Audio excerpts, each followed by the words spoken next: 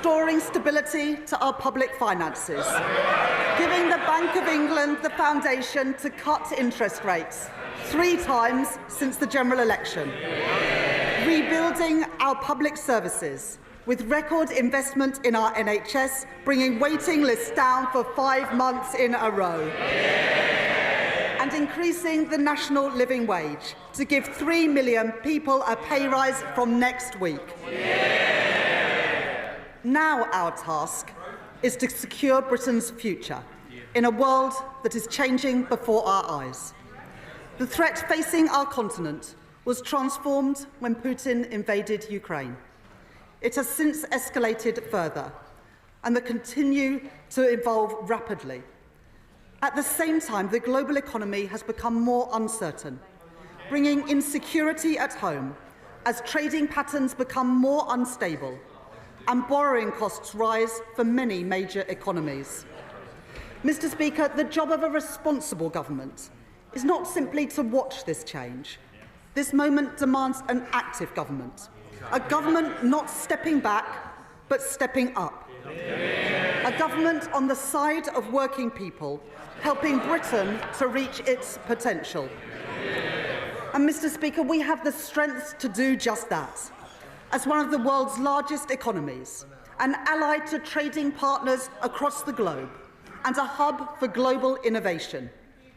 These strengths and the progress that we have made so far mean that we can act quickly and decisively in a more uncertain world to secure Britain's future and to deliver prosperity for working people. Mr. Speaker, as I set out at the budget last year, I am today returning to the House to provide an update on our public finances, supported by a new forecast from the Independent Office for Budget Responsibility. Ahead of a full spending review in June, I will then return to the House in the autumn to deliver a budget in line with our commitment to deliver just one major fiscal event a year.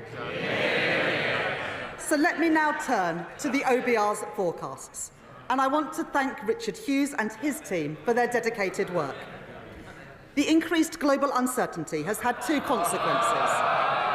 First, on our public finances, and second, on our economy. I will take each in turn.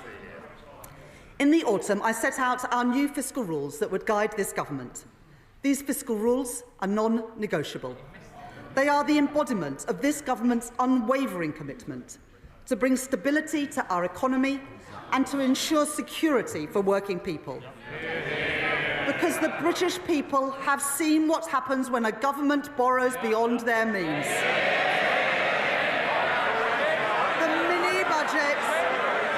The mini-budget delivered by the party opposite resulted in higher bills, in higher rents and higher mortgages. And, Mr. Speaker, it was not the wealthy who suffered most when they crushed the economy. It was ordinary working people.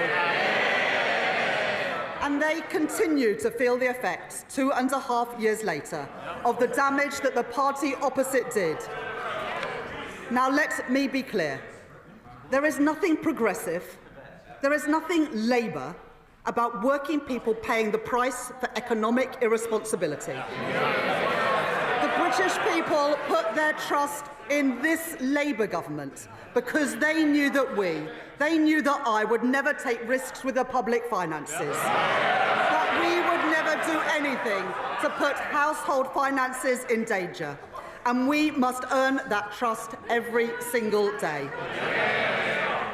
The 2 rules that I set out at the budget were first, our stability rule, which ensures that public spending is under control, balancing the current budget by 2029-30, so that day-to-day spending is met by tax receipts. Second, our investment rule, to drive growth in the economy, ensuring that net financial debt falls by the end of the forecast period, while enabling us to invest alongside business.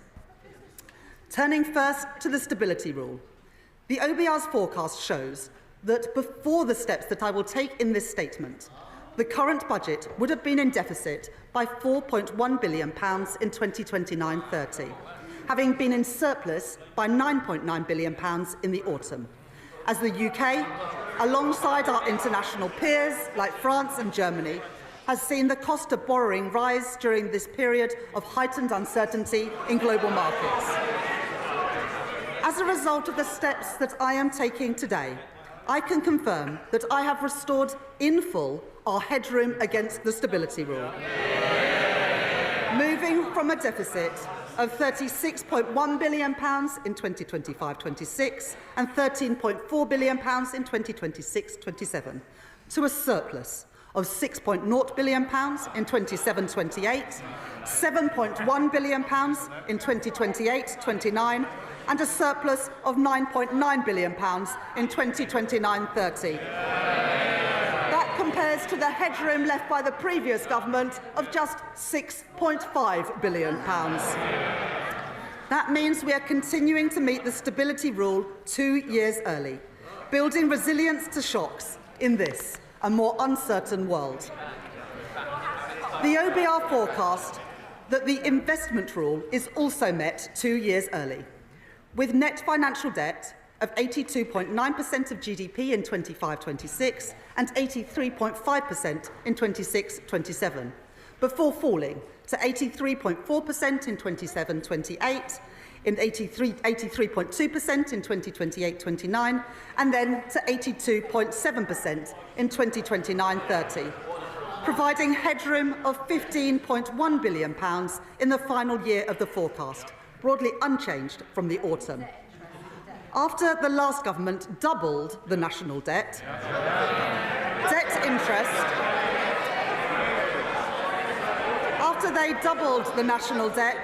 debt interest payments now stand at £105.2 billion this year. Mr. Speaker, that is more than we allocate to defence, the Home Office and the Ministry of Justice combined. That is the legacy of the party opposite. So the responsible choice is to reduce our levels of debt and borrowing in the years ahead so that we can spend more on the priorities of working people, and that is exactly what this government will do. Mr. Speaker, I said that our fiscal rules were non-negotiable, and I meant it. I will always deliver economic stability, and I will always put working people first. I said it at the election, I said it at the budget, and I say it again today. Let me now set out the steps that the government has taken. At the budget, we protected working people by keeping our promise not to raise their rates of national insurance, income tax or VAT. At the same time, we began to rebuild our public services after the party opposite left a £22 billion black hole in our public finances. Ours were the right choices for stability and the right choices for renewal, funded by the decisions that we took on tax. As I promised in the autumn, this statement does not contain any further tax increases. But when working people are paying their taxes while still struggling with the cost of living, it cannot be right that others are still evading what they rightly owe in tax. In the budget, I delivered the most ambitious package of measures that we have ever seen to cut down on tax evasion, raising £6.5 billion per year by the end of the forecast. Today, I go further, continuing our investment in cutting-edge technology, investing in the HMRC's capacity to crack down on tax avoidance, and setting out plans to increase the number of tax fraudsters charged every year by 20%. These changes raise a further £1 billion, taking the total revenue raised from reducing tax evasion under this Labour government to £7.5 billion. These figures are verified by the Office for Budget Responsibility, and I want to thank my honourable friend, the Exchequer Secretary, for his continued work in this area. Mr. Speaker, last week, my right honourable friend, the Secretary of State for Work and Pensions, set out this government's plans to reform the welfare system. The Labour Party is the party of work. We believe that if you can work, you should work. But if you can't work, you should be properly supported. This government inherited a broken system. More than 1,000 people every day are qualifying for personal independence payments. 1 in 8 young people are not in employment, education or training. If we do nothing, we are writing off an entire generation. That cannot be right, and we will not stand for it. It is a waste of their potential, and it is a waste of their futures, and we will change it. As my right honourable friend said in her statement last week, the final costings would be subject to the OBR's assessment. Today, the OBR have said that they estimate that the package will save £4.8 billion in the welfare budget, reflecting their judgments on behavioural effects and wider factors. This also reflects final adjustments to the overall package, consistent with the Secretary of State's statement last week and the Government's Pathways to Work Green Paper. The Universal Credit Standard Allowance will increase from £92 per week in 25-26 to £106 a week by 29-30, while the Universal Credit Health element will be cut for new claimants by around 50% and then frozen. On top of this, we are investing £1 billion to provide guaranteed, personalised employment support to help people back into work. And £400 million to support the Department for Work and Pensions and our job centres to deliver these changes effectively and fairly, taking total savings after that to the package to £3.4 billion. While spending on disability and sickness benefits will continue to rise, these plans mean that welfare spending as a share of GDP will fall between 2026 and the end of the forecast period, very different to what we inherited from the party opposite. We are reforming our welfare system, making it more sustainable, protecting the most vulnerable, and most importantly, supporting more people back into secure work, lifting them out of poverty. Mr. Speaker, at the budget, I fixed the foundations of our economy to deliver on the promise of change. That work has already begun. 2 million extra appointments in our NHS. Waiting lists down. New breakfast clubs opening across England. The largest settlements in real terms for Scotland, Wales and Northern Ireland in the history of devolution. Asylum costs falling, promises made, promises kept, and every single one of them opposed by the parties opposite. At the budget, alongside providing an increase in funding for this year and next, I set the envelope for the spending review, which we will deliver in June, led by my right honourable friend, the Chief Secretary to the Treasury, to set departmental budgets until 28-29 for day-to-day spending and until 2029-30 for capital spending. Today, I'm reflecting 2 steps that we have taken on our spending plans.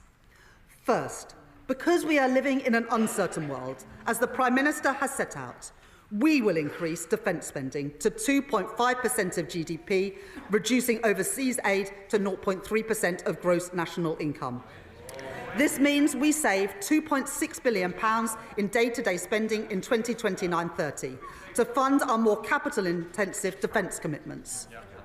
Second, in recent months, we have begun to fundamentally reform the British state, driving efficiency and productivity across government to deliver tangible savings and improve services across our country.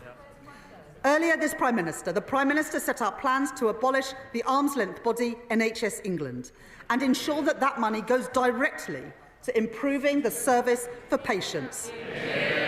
My right honourable friend, the Health Secretary, is driving forward vital reforms to increase NHS productivity, bearing down on costly agency spend to save money so that we can improve patient care.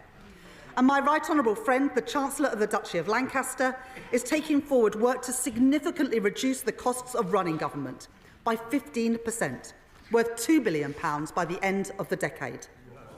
This work shows that we can make our state leaner and more agile, delivering more resources to the front line, while ensuring that we control day-to-day spending to meet our fiscal rules. Today, I build on that work by bringing forward £3.25 billion of investment to deliver the reforms that our public services need through a new transformation fund. That is money brought forward now to bring down the costs of running government by the end of the forecast period, by making public services more efficient, more productive and more focused on the user. I can confirm today the first allocations from this fund, including funding for voluntary exit schemes to reduce the size of the civil service, pioneering AI tools to modernise the state, investment in technology for the Ministry of Justice to deliver probation services more effectively, and upfront investment so we can support more children into foster care to give them the best possible start in life and reduce cost pressures in the future. Our work to make government leaner, more productive and more efficient will help deliver a further £3.5 billion of day-to-day savings by 2029-30.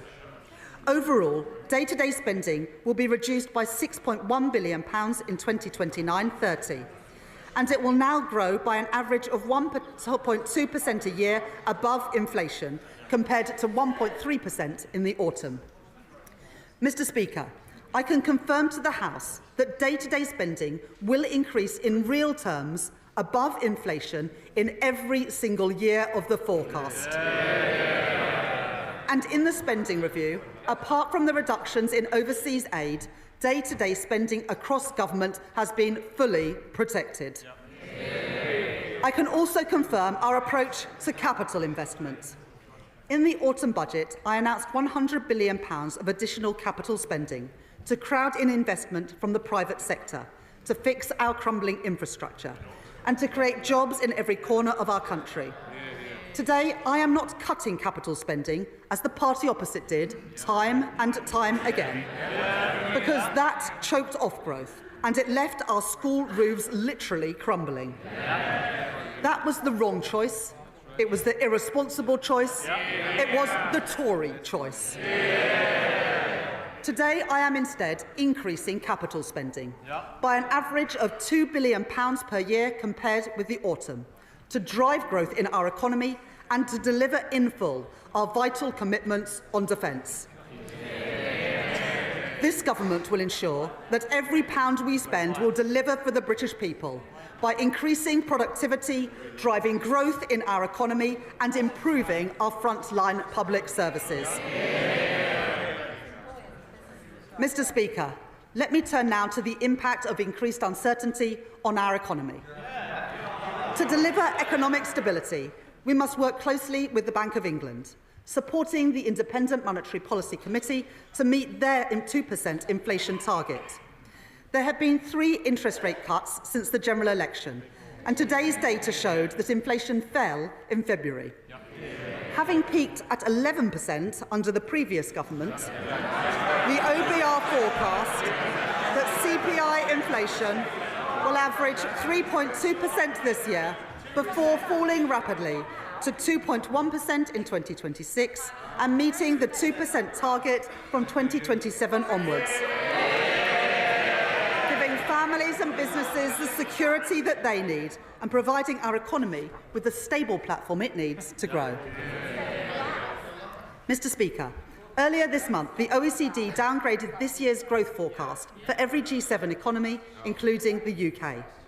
And the OBR have today revised down our growth forecast for 2025, from 2% in the autumn to 1% today. I am not satisfied with these numbers, and that is why we on this side of the House are serious about taking the action needed to grow our economy. Backing the builders, not the blockers, with a 3rd runway at Heathrow Airport and the Planning and Infrastructure Bill. Increasing investment with reforms to our pension system and a new National Wealth Fund. And tearing down regulatory barriers in every sector of our economy. That is a serious plan for growth. That is a serious plan to improve living standards. That is a serious plan to renew our country. Mr. Speaker, a changing world presents challenges, but it also presents new opportunities for new jobs and new contracts in our world-class defence industrial centres, from Belfast to Deeside and from Plymouth to Rosyth. In February, the Prime Minister set out our government's commitment to increase spending on defence to 2.5% of GDP from April 2027, the biggest sustained increase in defence spending since the end of the Cold War. with an ambition to spend 3% of GDP on defence in the next Parliament. That was the right decision in a more insecure world, putting an extra £6.4 billion into defence spending by 2027.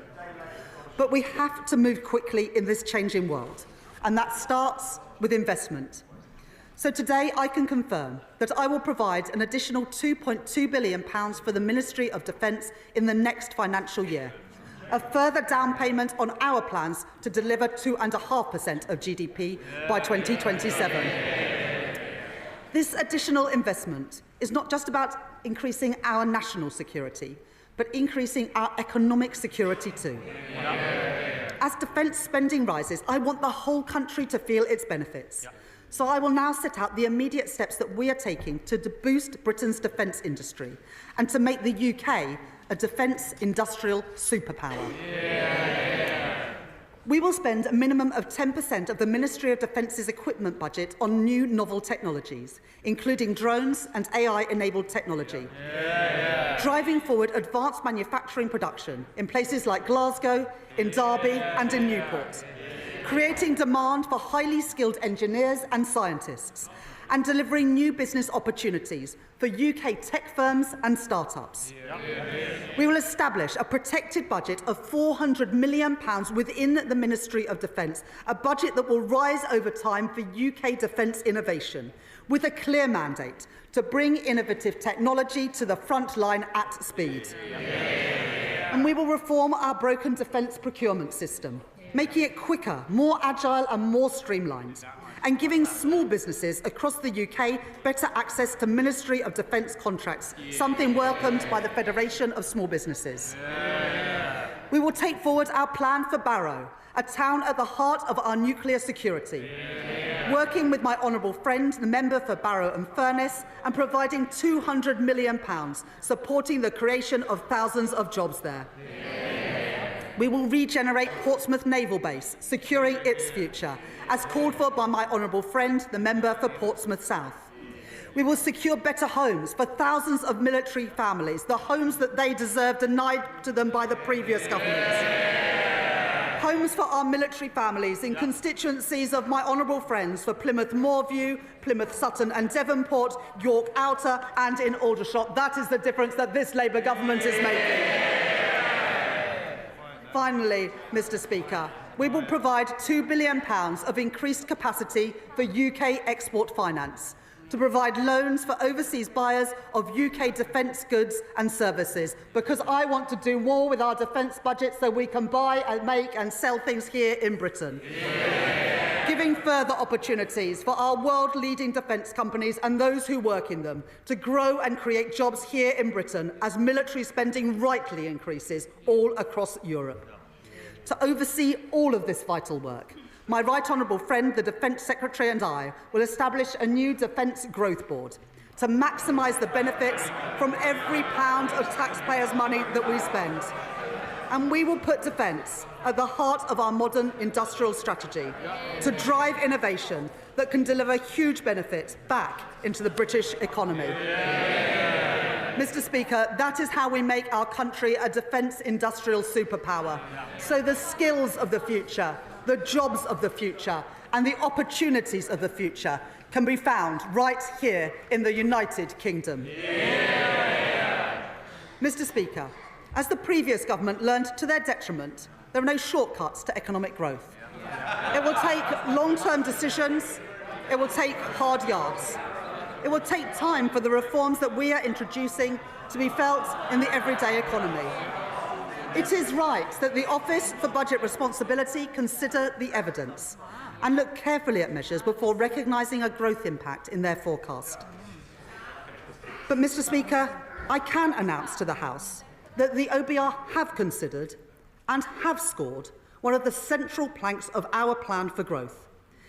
In my first week as Chancellor, I announced that we were pursuing the most ambitious set of planning reforms in decades to get Britain building again. And in December, we published changes to the National Planning Policy Framework, driven forward tirelessly by my right honourable friend, the Deputy Prime Minister. reintroducing mandatory housing targets and bringing grey belt land into scope. The OBR have today concluded that these reforms will permanently increase the level of real GDP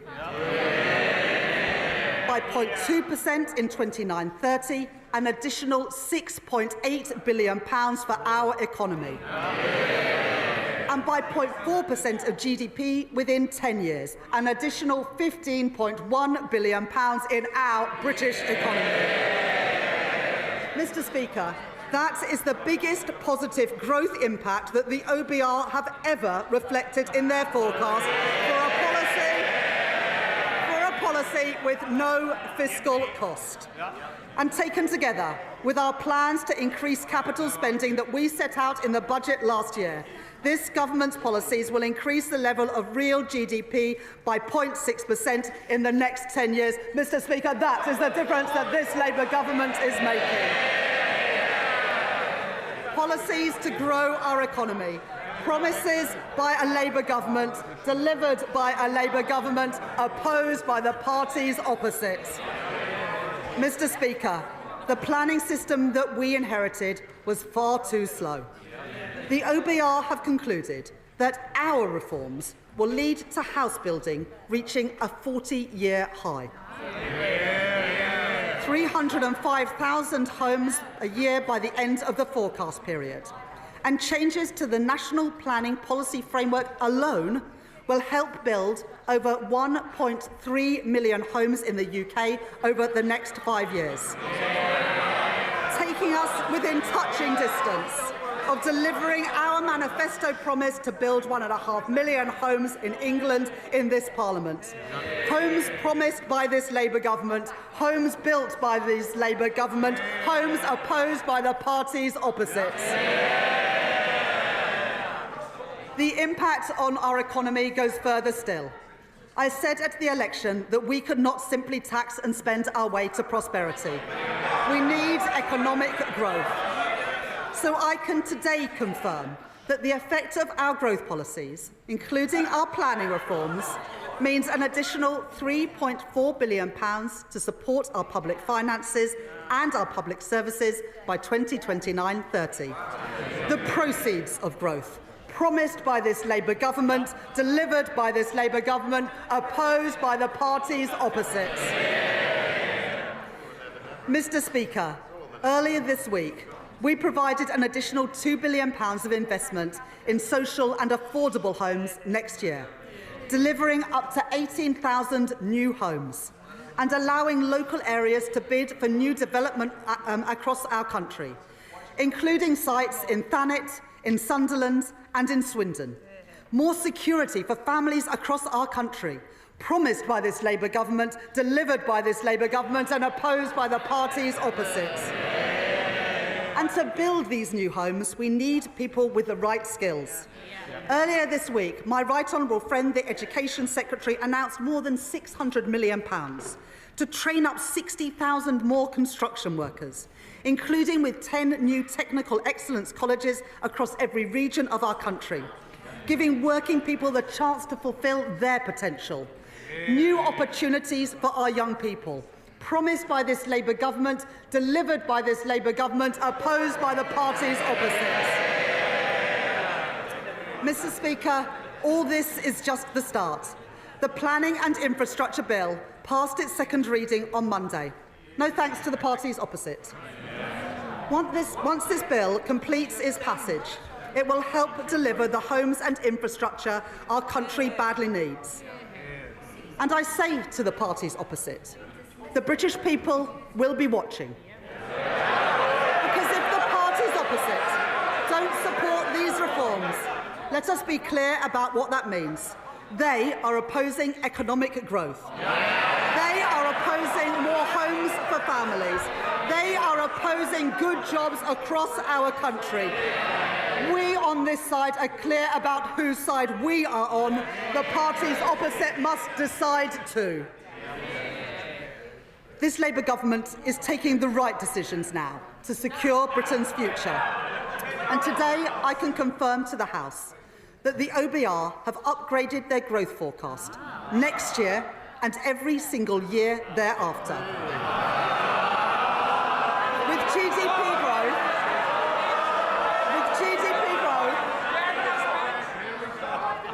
With GDP growth of 1.9% in 2026, of 1.8% in 2027, 1.7% in 2028, and 1.8% in 2029. Mr. Speaker, by the end of the forecast, our economy is larger compared to the OBR's forecast at the time of the budget. That is the difference that this Labour government is making. But, Mr. Speaker, this isn't just about lines on a graph. It's about improving people's lives. Working people are still feeling the pinch after a cost of living crisis caused by the party opposite that caused interest rates and inflation to go through the roof.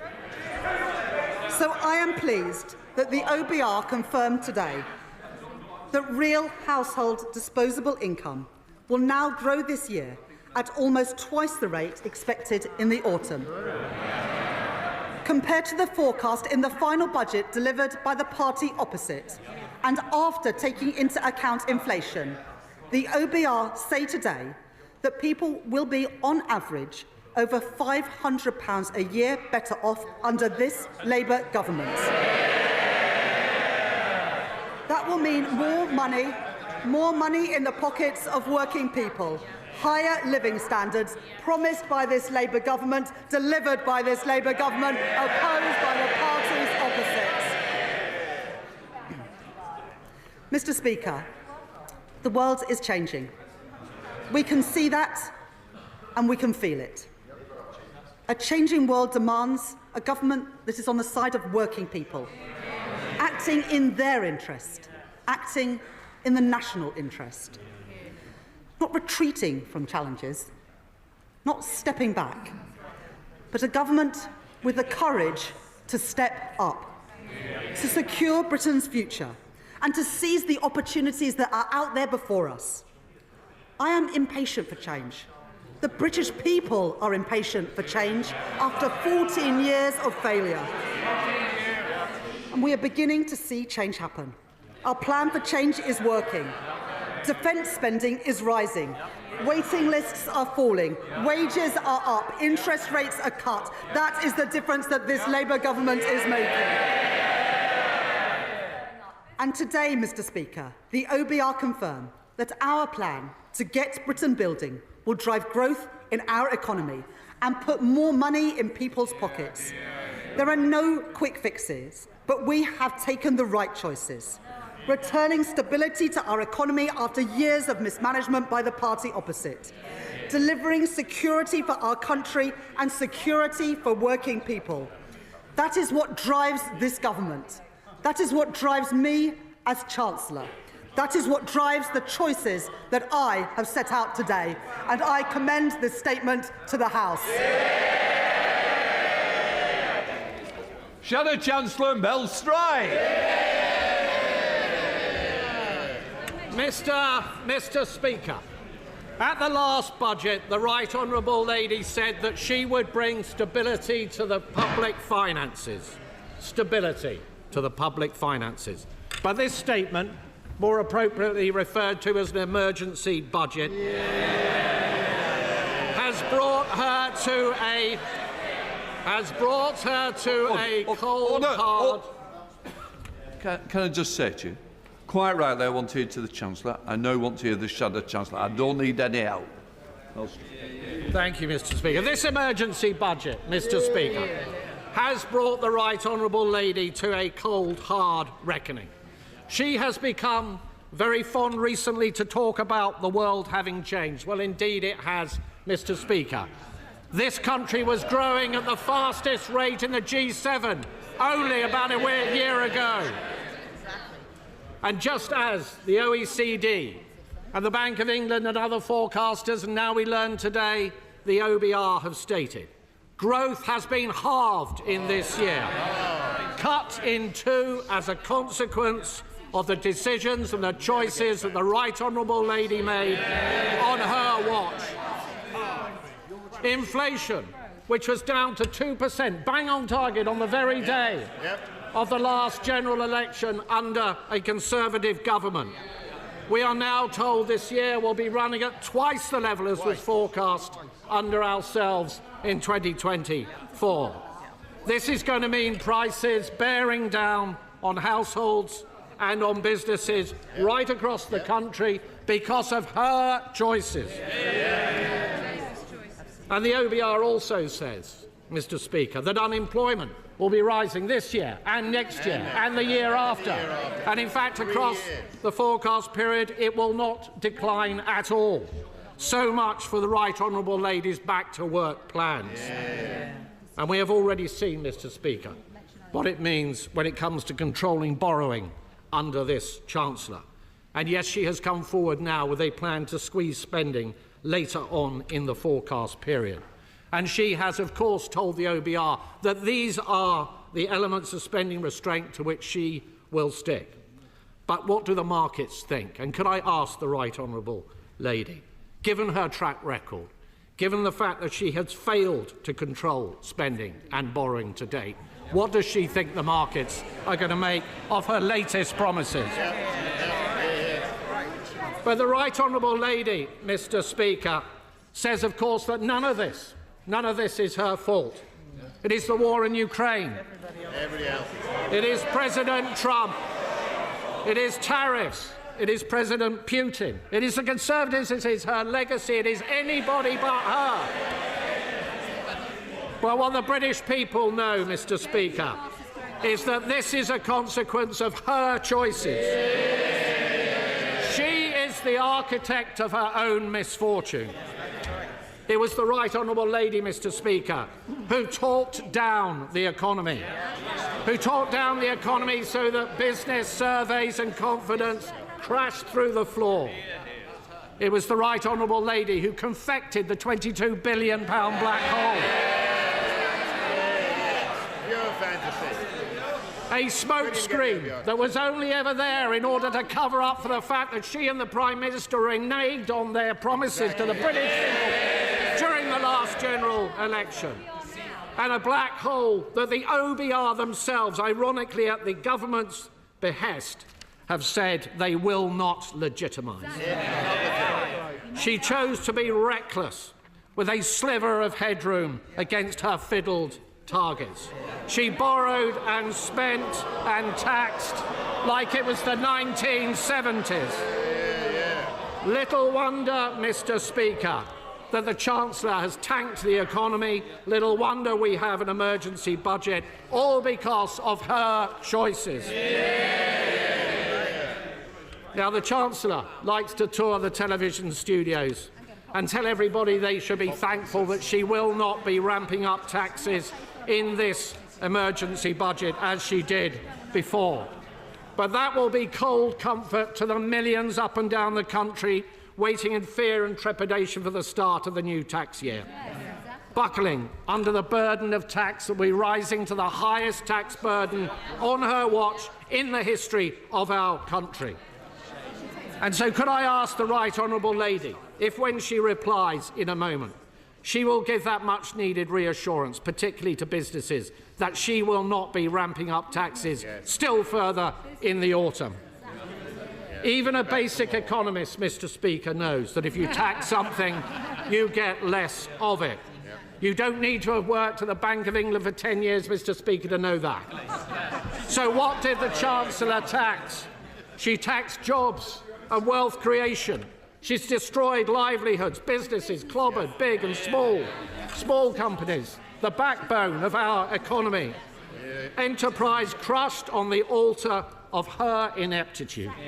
The CIPD telling us a third of those businesses affected will shed labour. Morrison's losing 200 jobs, Tesco 400, Sainsbury's 3,000 jobs lost. No wonder the Federation of Small Business say that outside of the pandemic, business confidence has been left at its lowest level on record. But it's not just businesses, Mr. Speaker. It's charities, it's GPs, it's pharmacists, it's those who transport children who have special educational needs, and it is hospices caring for the sick and the dying. In this House, Mr. Speaker, the Labour Party had the opportunity yesterday and last week to stop that, but they voted our amendments down. And we will never let their constituents forget it. Mr. Speaker, if you ramp up taxes, if you ramp up borrowing and spending without any commensurate improvement in productivity, it leads to growing inflation. And inflation has been increasing on this government's watch. It means that interest rates stay higher for longer. The Chancellor just now trumpeted the fact that there had been 3 interest rate cuts since the Labour Party came to office. She knows full well there should have been more than that had she managed. She knows full well. She knows full well. She knows full well, Mr. Speaker. She knows full well that interest rates are higher for longer because of the choices that she took. And this has led, Mr. Speaker, to servicing costs for our national debt, which is running at twice the defence budget. And today we have learned from the OBR that debt interest is to increase still further. None of this money, Mr. Speaker, is going to be spent on public services. It will be going down the drain. Mr. Speaker, the real black hole, Mr. Speaker, the real black hole is not the one the Chancellor invented, it is the one the Chancellor created. It's not a central problem, Mr. Speaker, the fact that this Chancellor is a gambler. Even with her fiddled fiscal targets, she left way too little headroom. Way too little headroom. And is not the truth that whilst the Right Honourable Lady said at the last budget that that was a once-in-a-Parliament reset, she rolled the dice on a wafer-thin margin, and she lost. Reckless with her fingers crossed, she fiddled the targets and she missed them.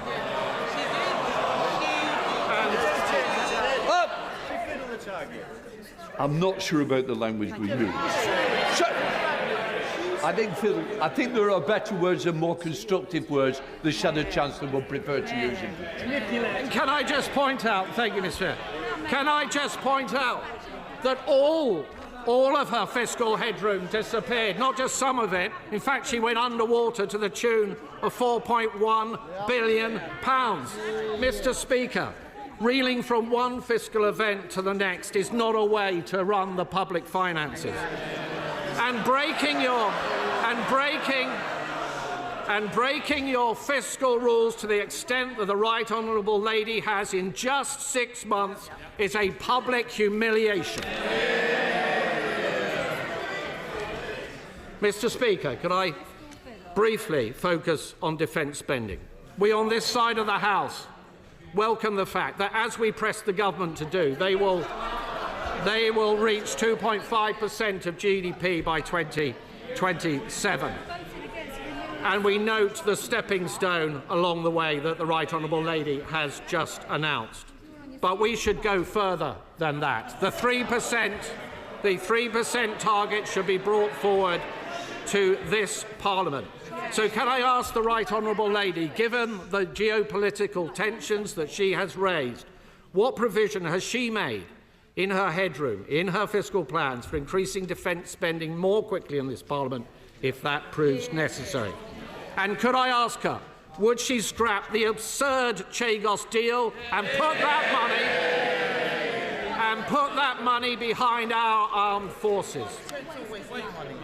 Mr. Speaker, the economy is in a perilous state, but there was a different way. There were different choices on taxing and spending and borrowing and on productivity and on welfare.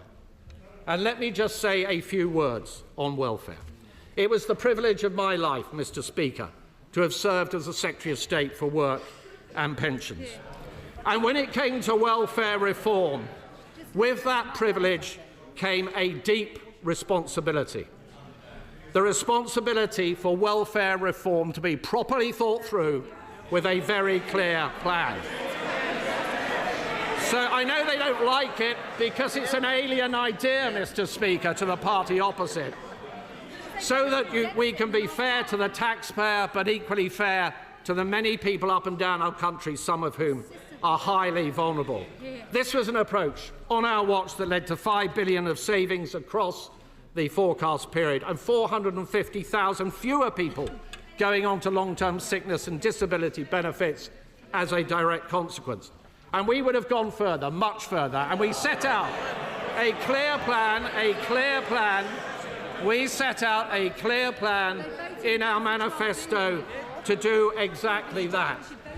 But the party opposite rushed their changes. They had no plan. There was not a single mention of PIP, personal independence payments, in the Labour Party manifesto. When they got into office, they pussyfooted around and dithered. Why? Because it's deeply divisive within their rank and file. And then suddenly, when the Chancellor decided that she had run out of money, out the word went to find some savings in welfare, to scrabble around, to yank every lever possible. And the spectacle, frankly, Mr. Speaker, of what the OBR has said about the changes that were only announced last week by the Secretary of State for Work and Pensions is simply shambolic. Yes. We have gone from incompetence, Mr. Speaker, to chaos. Yes. There have been more changes in this policy than there were at the last minute to the profile of the Right Honourable Lady on LinkedIn.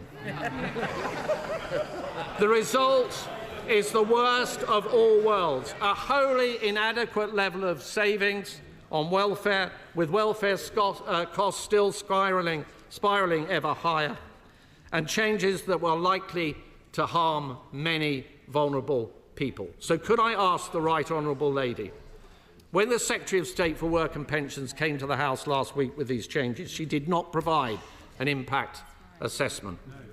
Was this because the OBR had not signed off the numbers? Was it because the department did not have enough time to produce one? Or was it only provided today, as many of us suspect, because this was thought to be a good time to bury bad news? Mr. Speaker, the forecast for growth is down, for borrowing costs is up, for inflation is up, and business confidence has been smashed in a million pieces. This Chancellor constantly trying to blame forces beyond her control. The right response is not to duck responsibility, but to build a resilient economy. The Right Honourable Lady would have us believe that that is what she is doing. But how can we believe this Chancellor? How can we trust this Chancellor? She is the Chancellor who said she would not increase borrowing, but she did. She said she wouldn't change her fiscal rules, but she did. She said she wouldn't put up national insurance, but she did. She said she wouldn't cut winter fuel payment, but she did. She said she wouldn't tax farmers, but she did. And she said she would not move to more than one fiscal event a year, and she just has. And now we are all paying the price of her broken promises. Today's numbers confirm it. We are poorer and we are weaker. To govern, Mr. Speaker, is to choose. And this Chancellor has made all the wrong choices. Chancellor of the Exchequer. OK, well, I know that the Chancellor hasn't been in this role, Sarah Chancellor hasn't been in this role for very long, but I mean, at least he's not misquoting Shakespeare today. If this was a budget, then it would be the Leader of the Opposition responding. Now, I'm glad that she's still in her place. I know that she'll want to get back to her office for a lunchtime steak soon. But the Right Honourable gentleman, he talks about budgets. Let me remind the party opposite that the only emergency budget we have seen in recent years was in response to the party's disastrous mini-budget. A mini-budget that crushed the economy, sent mortgage bills spiralling and left a £22 billion black hole in our nation's finances. Now, they might have forgotten about the damage that they did to our country, but the British people never will. But as always, the Shadow Chancellor talked a lot, but he didn't offer a single alternative. He says he opposes our tax rises, but he can't tell us whether he would cut the NHS to reverse them. He says he wants economic growth, but they abstained on the very planning reforms that the OBR have said will kickstart growth. Now, Mr. Speaker, you don't change the country by abstaining, by sitting on the fence. You change the country by leading, by taking action, and that is what this government are doing. And Mr. Speaker, he says he wants businesses to trade, but he doesn't want us to talk to the second largest economy in the world, or indeed our biggest trading partners in the European Union. He simply isn't serious. 4 months into the job and he's got no clue. He wants to talk about growth, but he doesn't say anything about the fact that the OBR has upgraded growth next year and every single year after. He talks about pensioners, but he forgets that it's his party to scrap the triple lock, which we are protecting and which will mean the state pension rising next month by over £400. And Mr. Speaker, he talks about wages, but he forgets the fact that we are boosting wages by boosting the national living wage from next month. And Mr. Speaker, the Shadow Chancellor says nothing about living standards or this morning's fall in inflation, because the last Parliament was the worst on record, and the OBR today have revised up their forecast for family finances. Mr. Speaker, working people are always better off with Labour.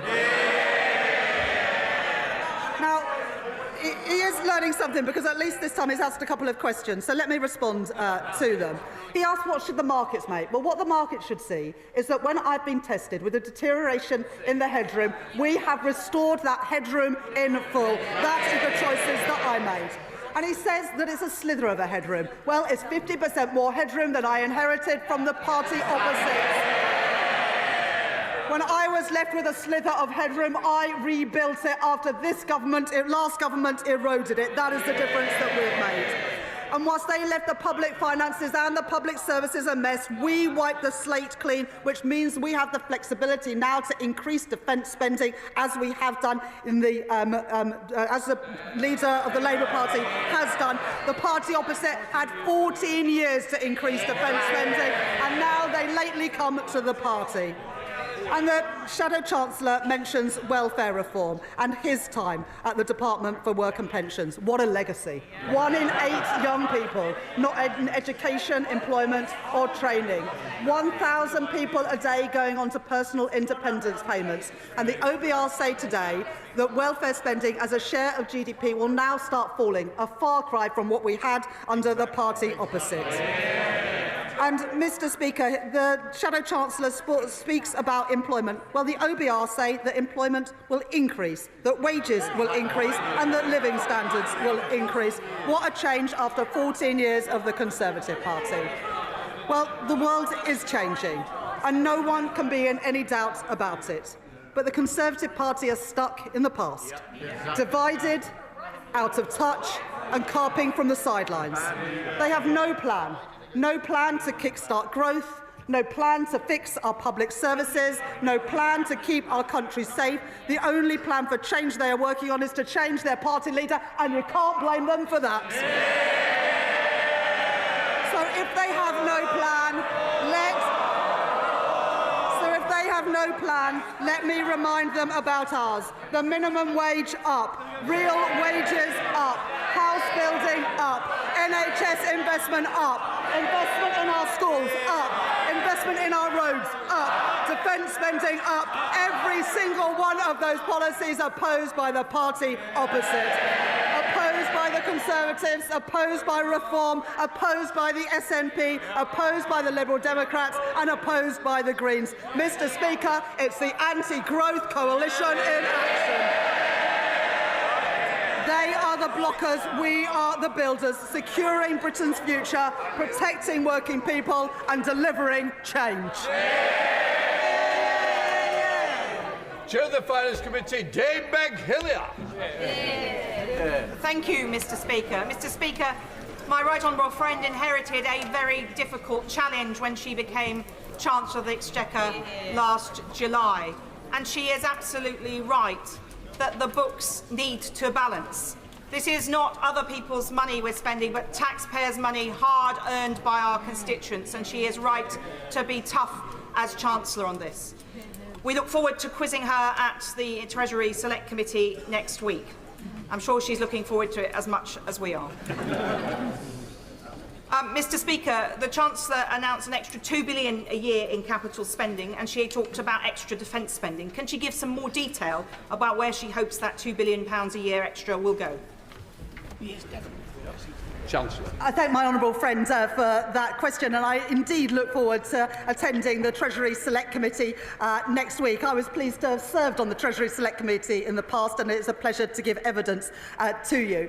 We will set out in the spending review, my right honourable friend, the Chief Secretary, will set out in the spending review the allocation of the additional capital money. But I was able to announce today £2.2 billion into defence from next year, as well as £2 billion as a down payment to build the affordable and social housing that we need. Two examples of the priorities of this government to get Britain building and to secure our national security. Liberal Democrat spokesperson Daisy Cooper.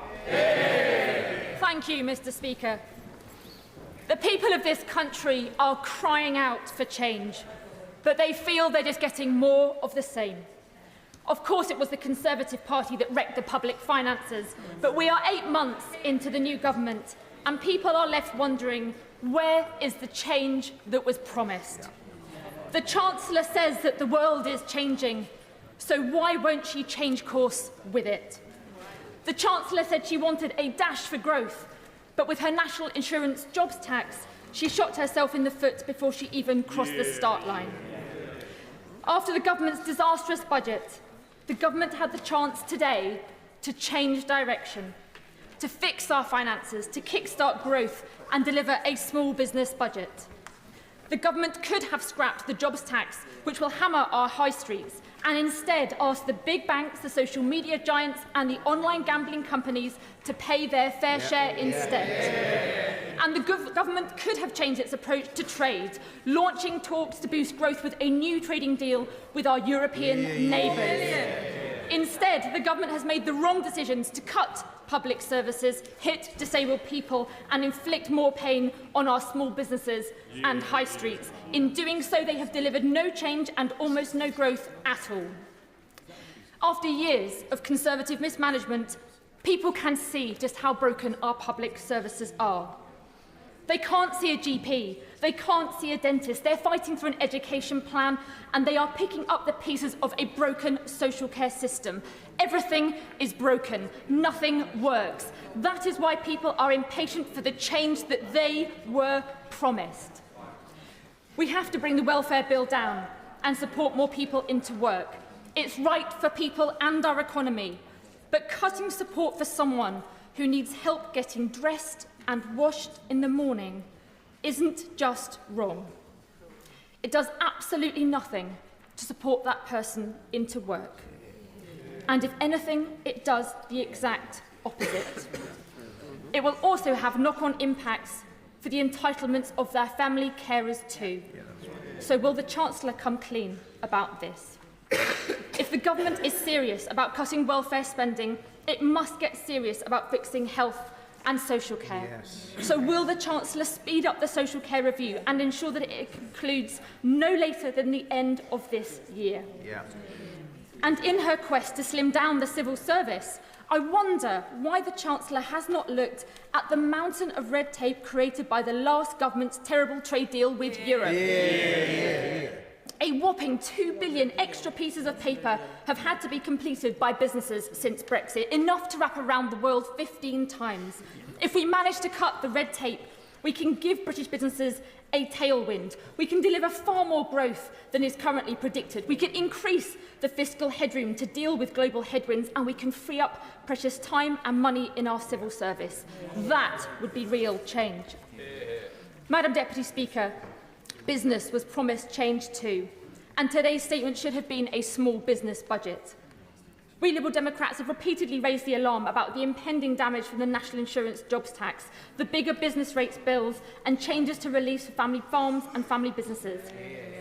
These changes will be a hammer blow to small and family businesses, leaving communities facing the prospect of an epidemic of boarded-up shop fronts. And there'll be a hammer blow to community health and care providers who stop our NHS from falling over.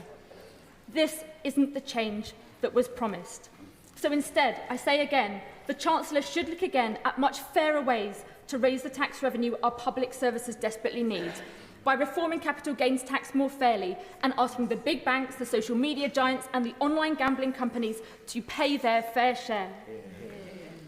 I know that the Chancellor must contend with President Trump's trade war, which is causing global economic turmoil. But our response to Trump's bullying cannot be to cower in the corner and just hope that he's nice to us. We cannot sit on our hands whilst British steel is hit with Trump's tariffs. We Liberal Democrats warmly welcome the Chancellor's move to raise defence spending to 2.5% of GDP. But instead of cutting the aid budget, which abandons the world's poor and damages our soft power, she should instead be covering the cost by raising the digital services tax, handing the tab to Elon Musk and Trump's other billionaire backers. At the very least, Madam Deputy Speaker, can the Chancellor categorically rule out any reduction in the tech tax in an attempt to appease the White House, especially when disabled people in Britain face eye-watering cuts? To conclude, Madam Deputy Speaker, I have a series of questions. Will the Chancellor recognise that cutting public services that are already stretched is a false economy? Will she accept that trying to bring down the welfare bill without fixing health and social care is a road to nowhere? Will she listen to the warnings from small and family businesses that her jobs tax will do more harm than good? Will she look at the fairer ways of raising revenue that we Liberal Democrats have put forward? And will she take the bold action we need to grow our economy by rebuilding our broken trading relationship with Europe? Madam Deputy Speaker, the public were promised change. Where on earth is it? Chancellor. Thank you, Madam Deputy Speaker. The Honourable Lady says, where is the change? Well, let me tell her. More money into our NHS with 2 million additional appointments and waiting lists falling 5 months in a row. We're rolling out breakfast clubs in primary schools from April this year. We're increasing defence spending to protect us in a more uncertain world. Additional support for carers, a living wage up, the Employment Rights Bill, and so much more. That is the difference we've made in 9 months, and we've only just got started.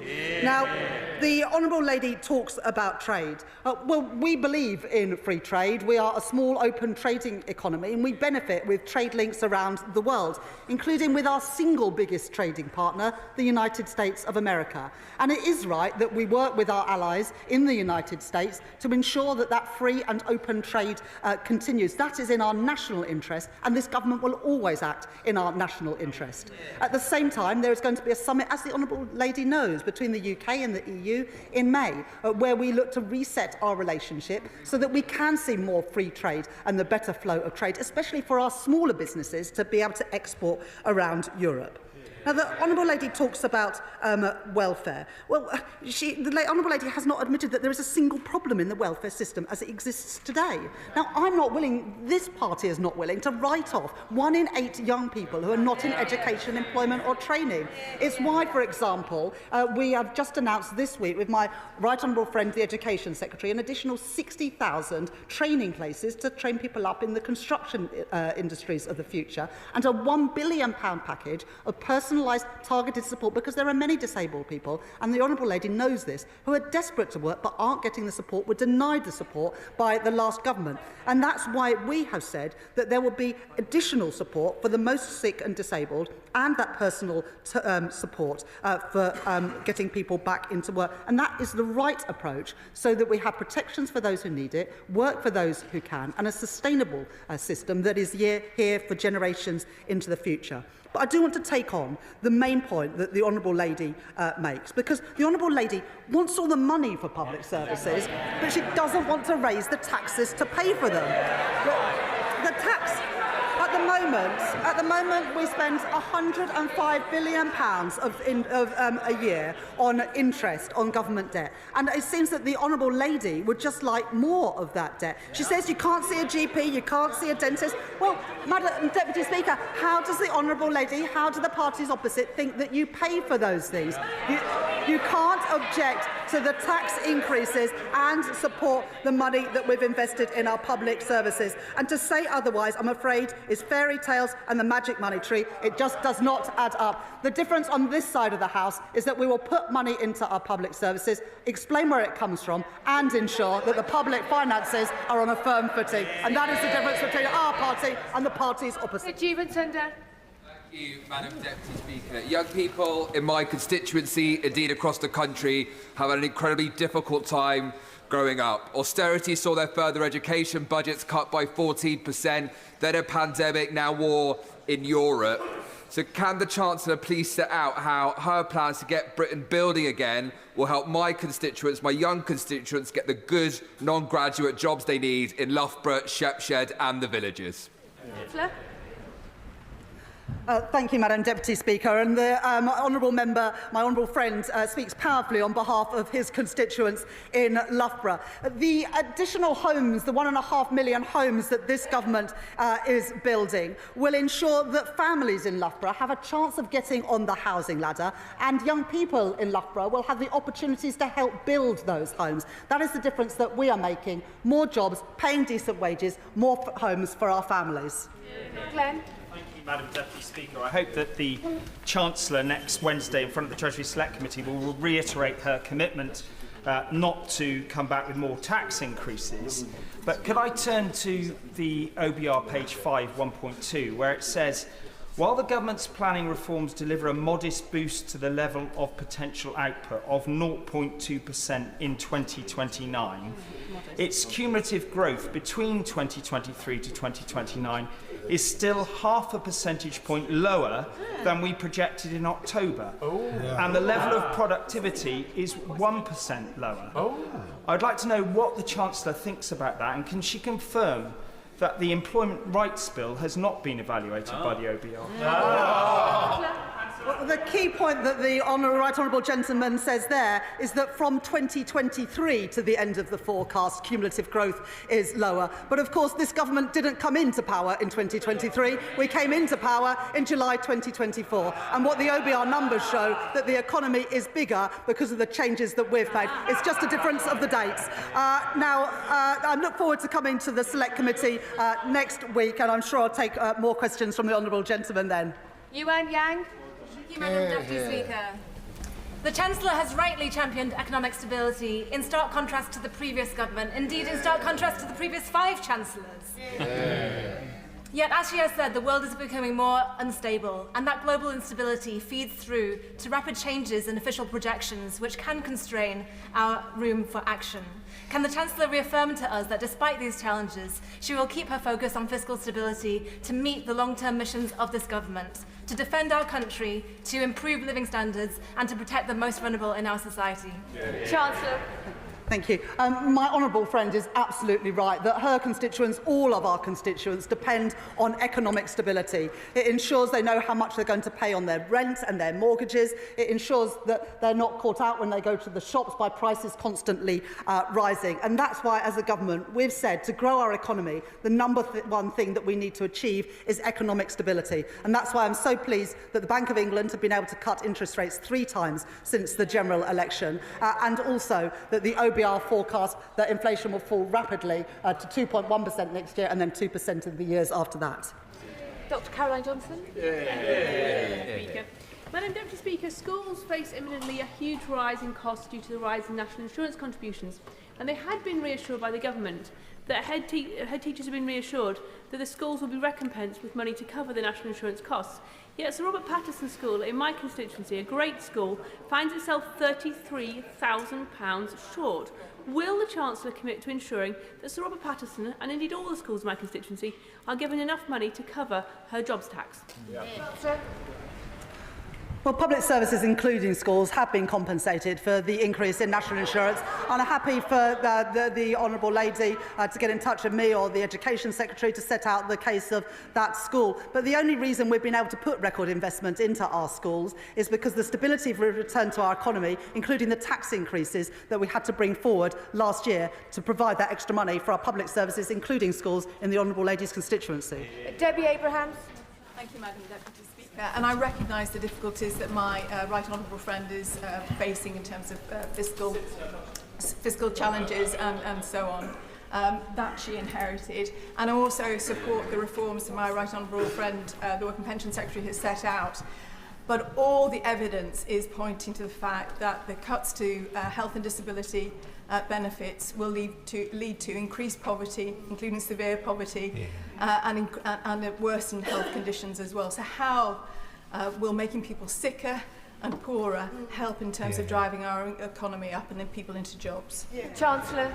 Well, as my honourable friend knows, in the Green Paper we're consulting on a premium payment for the most severely sick and disabled, because as a government we believe that those people who need support should get it. But like the honourable lady, I recognise that there are many people who are sick and disabled. There are many young people who could be working but were written off by the previous government, and that's why we're putting record investment in helping get those people back to work with guaranteed, personalised and targeted support. And you are half as likely to be in poverty if you are working, if you move from welfare into work, and we're determined to lift people out of poverty by ensuring that there are good jobs, paying decent wages, with the security that's guaranteed through the Employment Rights Bill.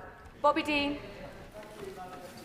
The OBR have said that the package of welfare cuts, the information they received was late, with insufficient detail, and the estimates are highly uncertain. They're saying they're now going to have to certify them in the next forecast. So can the Chancellor confirm whether that means that the government have to go further with even deeper cuts to welfare than they've announced so far today? Chancellor. Well, what the OBR have done is they haven't taken into account any of the package of measures to get people back into work, or looked at any behavioural effects of people making that switch into work. And what they've said in that document is that they're now going to spend the summer looking at the entirety of the package, including the efforts that we are making with a huge package to get people back into work. I'm confident that that personalised, targeted support will get more people into work, lift them out of poverty so they can support their families, and so as an economy we can benefit from their contribution. Rachel Maskell. Thank you, Madam Deputy Speaker. Fiscal responsibility, unlike with the last administration, ensures that people are paying less and it keeps the cost of living down. However, as a Labour Party, we've got an additional responsibility around having social responsibility. So can we look at those DWP changes again? Of course, protecting the most vulnerable, but it's those people just above that band which are set to lose, and we're really worried about those. Chancellor. I thank my honourable friend for that question, and I share the deep concern of all of us on this side of the House. In fact, I think everyone in this chamber shares the concern about the most sick and disabled who need support, which is why in the Green Paper we're consulting on an additional premium payment to the most severely disabled, but also, instead of writing people off and not providing the support they need to do a job that matches their abilities and their needs, that we're giving that personalised target support. And I was in a job centre in my own constituency in Pudsey last week, where there are amazing stories of work coaches helping people into work who are far from the labour market. We want to see more of that to lift people out of poverty, to help them achieve their potential. Dame Harriet Baldwin. Thank you, Madam Deputy Speaker. At the general election, the Chancellor promised growth and no increase in taxes. But as Chancellor, she has delivered no growth and a record increase in taxes. And now the Office for Budget Responsibility is halving her growth forecast this year, cumulatively 0.5% less over the forecast period. And more worryingly, they are also forecasting a 1% reduction over 1% reduction in productivity growth. Why does she think that is? Chancellor. I've got a huge respect for the honourable lady, but that question doesn't do her justice. As I said to the right honourable gentleman earlier, yes, if you start in 2023, cumulative growth is lower, but the general election didn't take place in 2023. It took place in 2024. The economy is bigger at the end of this Parliament than the OBR forecast previously. Those are the numbers, those are the facts, that's the difference that this Labour government are making. Ruth Cadbury. Thank you, Madam Deputy Speaker. I'd also like to congratulate the Chancellor on her excellent statement, which addresses the challenge the last government left her with. Madam Deputy Speaker, to drive growth across the UK, new heavy and light rail infrastructure is badly needed. So what work is the Chancellor doing to develop new models of funding in order to deliver these important projects? Chancellor. I thank my honourable friend for that question. And one of the reasons that we've put an additional £13 billion into capital spending over the forecast period is that we can then invest in the infrastructure that our country needs, including in transport infrastructure, which I know the honourable lady, as chair of the Select Committee, has a keen interest in. And she's absolutely right that we do need to look more at how we can leverage in private sector funding for a whole range of projects, including the Lower Thames Crossing. Chris Coughlin. Thank you, Madam Deputy Speaker. And I'd like to declare an interest as an alumni of London Business School. The Chancellor will recall on the Treasury Committee in November that I asked her to look at a specific London Business School paper on using defence spending, specific public R&D on defence spending, to boost economic growth. I was delighted to hear that the Treasury did evaluate that specific paper by Professor Paolo Saruco as part of the spring statement, and has listened to me and the Liberal Democrats. So does the Chancellor agree with me that using defence spending focused on public R&D can be one way not only to keep us safe, but also to raise productivity and boost economic growth? Chancellor. I thank the honourable gentleman for that question, and I look forward to taking more questions from him at the Select Committee next week. When I've been to visit defence companies or met our armed forces, they tell me about the amazing ability that new technology and innovation has to help them do their jobs better in keeping our country safe. And so as we invest more in defence and get to that 2.5% of GDP, it is absolutely right, as I've set out today, that more of that money is used for innovation, R&D and new technologies. Zubair Ahmed. Thank you, Madam Deputy Speaker. Congratulate my right honourable friend on grasping the challenges and the opportunities that this new world presents us. Opportunities that will mean that in my constituency of Glasgow South West there will be more investment into the defence sector. And Madam Deputy Speaker, that is timely, because after 18 years of SNP government, 1 in 6 people in my constituency are economically inactive. Will my right honourable friend agree with me this investment will finally raise their ambitions and raise their pay packets? Chancellor. Well, unlike the SNP, the Labour Party supports investment and jobs in the defence sector in Scotland that support people in Glasgow and South West and in many other parts of Scotland. More good jobs for young people, more jobs paying decent wages, keeping our country safe. That's what this party believes in. It's a shame the SNP believe in something entirely different. Thank you, Madam Deputy Speaker. A cloud hangs over the economy in northern Lincolnshire at the moment, with the potential for significant job losses at the Scunthorpe Steelworks. In view of that, could the Chancellor give an assurance that funding will be available not only to look after any redundant workers, but also to attract new business and retraining for existing workers? Chancellor. At the general election, we set out our plan for a steel fund as part of the National Wealth Fund. I absolutely understand the concern of the honourable member and other honourable members in the House about the future of the steel industry in this country. We were able to improve the deal for Tata to protect more jobs in South Wales.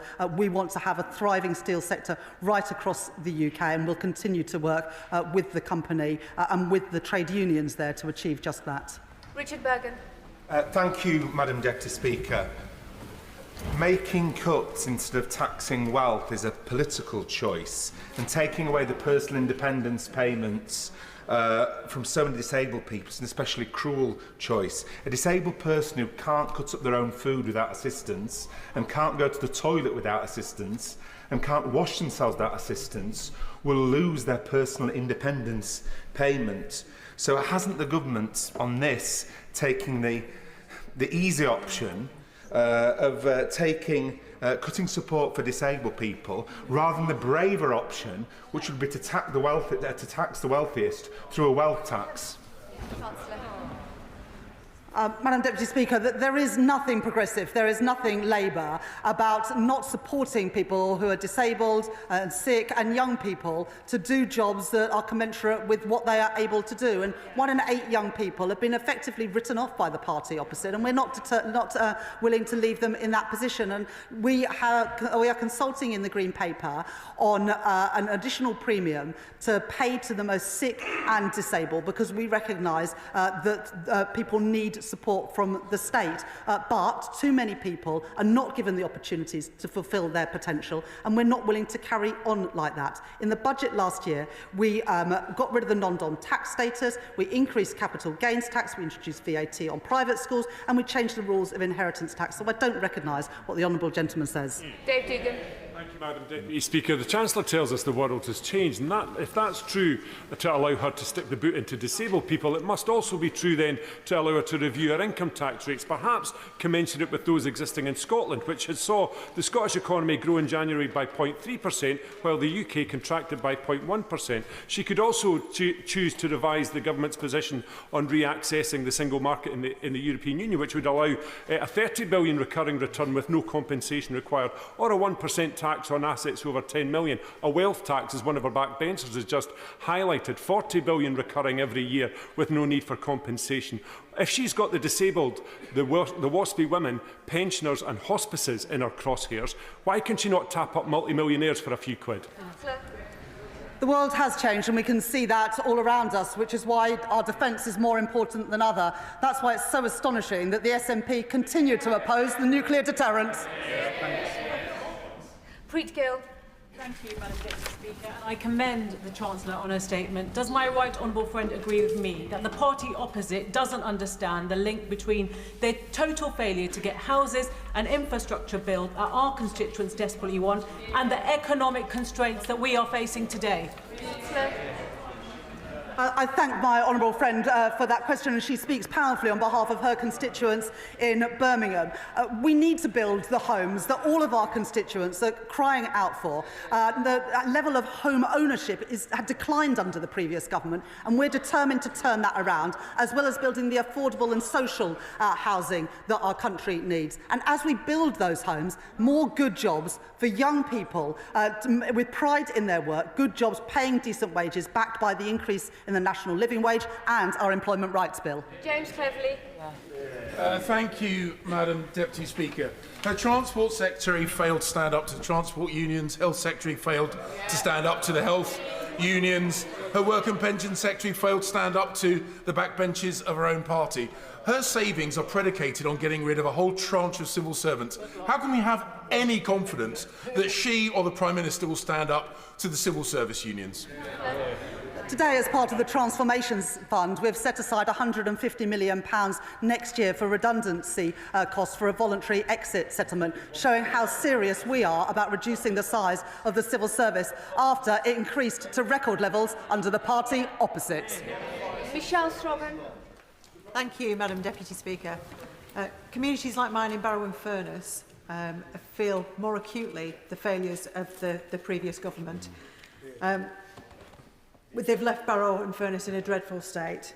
Does the Chancellor agree with me that it's through this government's commitment and funding towards Barrow and Furness and our defence sector that we will change things transformationally on the ground in Barrow and mean that Barrow can be a blueprint for how the defence pound can be better spent across our constituencies?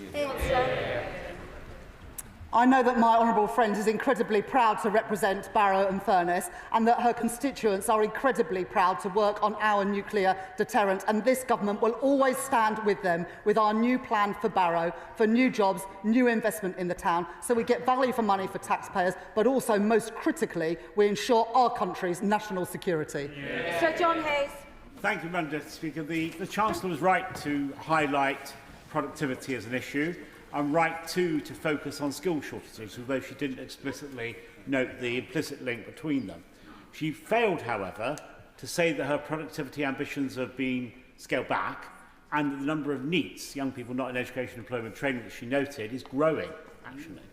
So will she set out, perhaps in a further note, a note in the Library of the House or a statement, by how much she expects apprenticeships to grow year on year?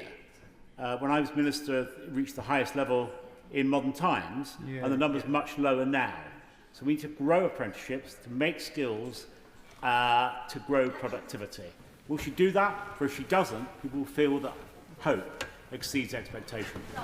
I thank the honourable gentleman for that question, and I know he speaks powerfully about something he knows a huge amount about. Let me just answer 3 parts of that question. First of all, the OBR do revise up productivity in their forecast. Secondly, on young people not in education, employment or training, it's a massive problem, 1 in 8 young people. The OBR, as I said in the answer to a previous question, haven't taken into account the impact of our Back to Work programme. They're going to work on that over the summer with the DWP and the Treasury, because we want to make sure that we design that in a way that gets as many young people back into work, contributing to the economy, contributing to our society. And we were able to announce just a couple of weeks ago in National Apprenticeship Week an expansion of the apprenticeship programme, particularly with foundation apprenticeships, relaxing some of those requirements about maths and English, because if we want to build the homes that our country needs, we need to get people into those construction jobs and not say, I'm sorry, you didn't get a grade C in maths and English, you're not welcome on the construction site. That makes no sense at all, which is why we're reforming how apprenticeships work to get more people with the skills they need to make a contribution to their families and the economy. We want those numbers going up. Joanna Baxter, and she'll be followed by Steve Darling. Joanna Baxter. Thank you, Madam Deputy Speaker. Our fiscal rules were designed to ensure that we didn't repeat the damaging austerity of the party opposite, which harmed my constituents so much. Does my right honourable friend agree it's only because of those fiscal rules that the OBR have today confirmed that people in Paisley and Renfrewshire South will be on average £500 a year better off with this Labour government? Chancellor. To ensure people are better off, we need to control inflation, which is why stability is so important. Bring interest rates down, and the Bank of England have had the confidence to cut interest rates 3 times since the election, and also boost wages, which we're beginning to see with real wages growing at twice the rate of inflation. That benefits my honourable friends' constituents and people up and down the country, and that's why we welcome the fact that the OBR today revised up real household disposable income per person by £500. Steve Darling. Thank you, Madam Deputy Speaker. Today and last week, the Chancellor rushed through severe cuts to the benefit system that will hit some of the most vulnerable in our society. Whilst we should have considered benefit reform, this is ill-conceived. Can the Chancellor explain to the Chamber why she is choosing to balance the books of the nation on the backs of some of the most vulnerable of those in our society? Chancellor. I have huge respect for the honourable gentleman, but I think everybody in this House and everyone in the country can see that the welfare system is just not working. When you've got 1 in 8 young people not in education, employment or training, 1,000 people going on to personal independence payments every single day, we can't carry on like this. The basic principles of this government is that people who need support should be protected. Those who can work should work, and we will support them with personalised, targeted support, and that we need a system that is sustainable. That is what the reforms set out by my right honourable friend, the Work and Pension Secretary, deliver last week, alongside the Green Paper, where there will be further consultation to make sure that those with the most severe need get the additional support that they are rightly entitled to. We have another 45 minutes. As questions are short, more members will get in. Imran Hussain. Thank you, Madam Deputy Speaker. It's absolutely right that the party opposite devastated our communities and left us with billions of pounds of debt. But it is not right that disabled people and the most vulnerable in our society should pay for that. Thousands of my constituents continue to be fearful about the announced welfare cuts. Disability organisations have warned that hundreds of thousands will be pushed into poverty. So I say to the Chancellor, we must make the right political choice. Protect the most vulnerable in society and introduce a wealth tax so that multimillionaires and billionaires can pay their fair share. Chancellor. But my honourable friend represents the constituency that neighbours mine, and he knows and I know that there are far too many people in both of our constituents, in Leeds and Bradford, who are written off. People who are not working, who are quite capable of working if they were given the support. People who may be disabled, but doesn't mean they can't work and contribute if they are given the proper support. And that's what the party opposite failed to do. That's what our government are determined to deliver. And we will work with disabled groups, we will work with job centres, including the one in Pudsey where I was last week, to make sure that we support people to fulfil their potential, not writing them off like the party opposite did. Sir Julian Lewis. Yes. I welcome the Chancellor's emphasis on defence expenditure and his support for the nuclear deterrent. But does she accept that by his actions in Ukraine, Putin has restarted the Cold War? And will she bear in mind that during the 1980s, up to the end of the Cold War, we were spending regularly between 4.5% and 5% of GDP on defence? That's the sort of scale that's really required. The honourable gentleman has long been an advocate of spending properly on defence, and that's why we've set out a fully funded and costed plan to get to 2.5% in the next 2 years and then 3% in the next Parliament. The world has changed. We can see that all around us. This government will always put our national security and our defence first, and as the situation evolves, of course, so will we. Andy MacDonald. Thank you, Madam Deputy Speaker. I thank the Chancellor for her statement. She's absolutely right to highlight the stimulus that the Employment Rights Bill will bring to our economy. But I respectfully say to her that the impact of the cuts to welfare payments will reduce the incomes of some of the poorest constituents in my Middlesbrough and Thornaby East constituency. And that contrasts with the easy ride that the very wealthy get from lower margins of tax on their assets and gains than my constituents face through income tax. The world indeed has changed since she settled her fiscal rules.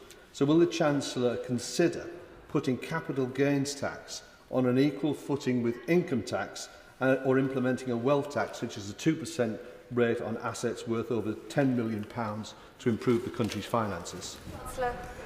At the budget last autumn, we increased taxes by £40 billion without asking working people to pay more. We did that by abolishing the non-dom tax status, by increasing the rate of capital gains tax, tightening the rules around inheritance tax, and yes, by asking businesses to pay more as well. So we have already raised taxes to put more money into our health service, reduce NHS waiting lists, and to have free breakfast clubs at primary schools. But what the Spring Statement shows today is that by growing our economy, we can increase the size of the economy through the planning reforms and therefore ensure there are more money for our public services. That's why the #1 priority of this government is growth, and why I'm so pleased today that the OBR say that by the end of this Parliament the economy will be bigger than that we inherited from the Conservatives. Sammy Wilson. Thank you, Madam Deputy Speaker. The Chancellor has claimed today that she's building a foundation on the foundations for the economy, but sadly the foundations are foundations of sand, built on increased borrowing, higher inflation, lower growth, jobs taxes, etc. Can she tell us how these structures will stand against the economic forces which are coming to affect the United Kingdom and she has described today? And specifically, could she tell us what proportion of the Transformation Fund will be available to the Northern Ireland Executive for important transformation of public services in Northern Ireland? Chancellor.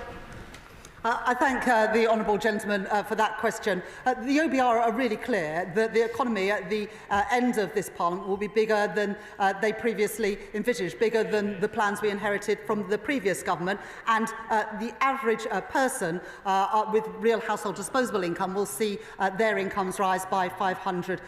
So we're already beginning to deliver the change that we promised. In the budget last year, I was able to announce the biggest ever settlements for Scotland, Wales and Northern Ireland. That continues to be the case after the Spring Statement today. John Grady. Thank you, Madam Deputy Speaker. Reckless management of public finances leads to higher costs of government borrowing. And as any economist will tell you, that increases the cost of capital across the British economy, putting at risk and increasing this cost of essential investments in housing and infrastructure that my constituents desperately need. Would my right honourable friend agree with me that this is a very important reason why it is essential to manage public finances carefully, unlike the last Conservative government, and unlike the government in Scotland, which is over-familiar with emergency budgets? My honourable friend is absolutely right. The importance of robust fiscal rules that even in difficult economic circumstances we continue to meet through the decisions that I've set out today. And the reason economic stability is so important is that we saw what happened in the last Parliament, where a government borrowed beyond its means. And the people who lost out were not the wealthy. It was ordinary working people who paid more in the shops, more on their mortgages and more on their rents. This government will never repeat the mistakes of Liz Truss and the party opposite. Dr. Luke Evans. The Chancellor has created a storm and now is complaining about the rain. She increased spending to 70 billion, she increased borrowing by 30 billion, she increased tax by 40 billion, and yet the economy shrank in January. Now, she did talk about change and the abolition NHS England. Now, I put a written question in to the department to say how much would this cost. They said there would be some upfront costs, but couldn't specify. So with this top-down change, could she tell me what the estimated cost is of abolishing NHS England? Chancellor. It's really difficult to understand what the party opposite want. Do they want to reduce the cost of admin and bureaucracy, or do they want to carry on with everything the way it was? We want to change things, and that's why in the transformation fund that I set out today includes £150 million for a voluntary exit scheme, because we want more money on the front line, not in the back office and a bloated bureaucracy left by the party opposites. Rebecca Long-Bailey. Madam Deputy Speaker, there's so much to welcome in today's statement, but the Chancellor will be aware of serious concerns regarding welfare reform. And my constituent told me last week, I'm terrified of what will happen to me if I can't work. I'm already having thoughts of suicide at the prospect of these changes and what they mean for disabled people. Today's impact assessment shows 250,000 increase in relative poverty, 50,000 increase in children living in relative poverty. What will the Chancellor do to stop this from happening? Chancellor. Well, the honourable lady speaks about a constituent who is in work, and she, I'm sure, like others, will welcome the work that Charlie Mayfield has done about ensuring that people with sickness and disability can stay in work, because we know that the best place for people is in work for their health, both physical and mental. But we know too often when people drop out of the labour market, they really struggle to get back in. So alongside the targeted support to get people back into work, we're determined to work with businesses to ensure more people with sickness and disability can stay in work, contributing to their family finances and contributing to the wider economy. Nigel Farage. Thank you, Madam Deputy Speaker. Would the Chancellor agree that measuring growth and relative wealth by GDP is not the most relevant number to our constituents? Because we're living in an age of mass immigration and a rising population, it is GDP per capita, surely, that matters to our constituents, and that has fallen consistently for the last 2 years and is falling still. And shouldn't we tell people, actually, they are getting poorer? Well, the OBR forecast that GDP per capita will increase by 5.6% during the course of this Parliament, having fallen under the previous government. So if he ever gets to Clacton, he can tell his constituents that. Matthew Patrick. £3 billion into a transformation fund to sort out how government is run. Does the Chancellor agree with me that this is reform that the Tories ducked, should have done it, didn't do it, and actually their failure to address this put pressure on frontline services and stretched public finances? Chancellor. The Transformation Fund, worth £3.25 billion, is about trying to reduce costs further out, the costs of failure.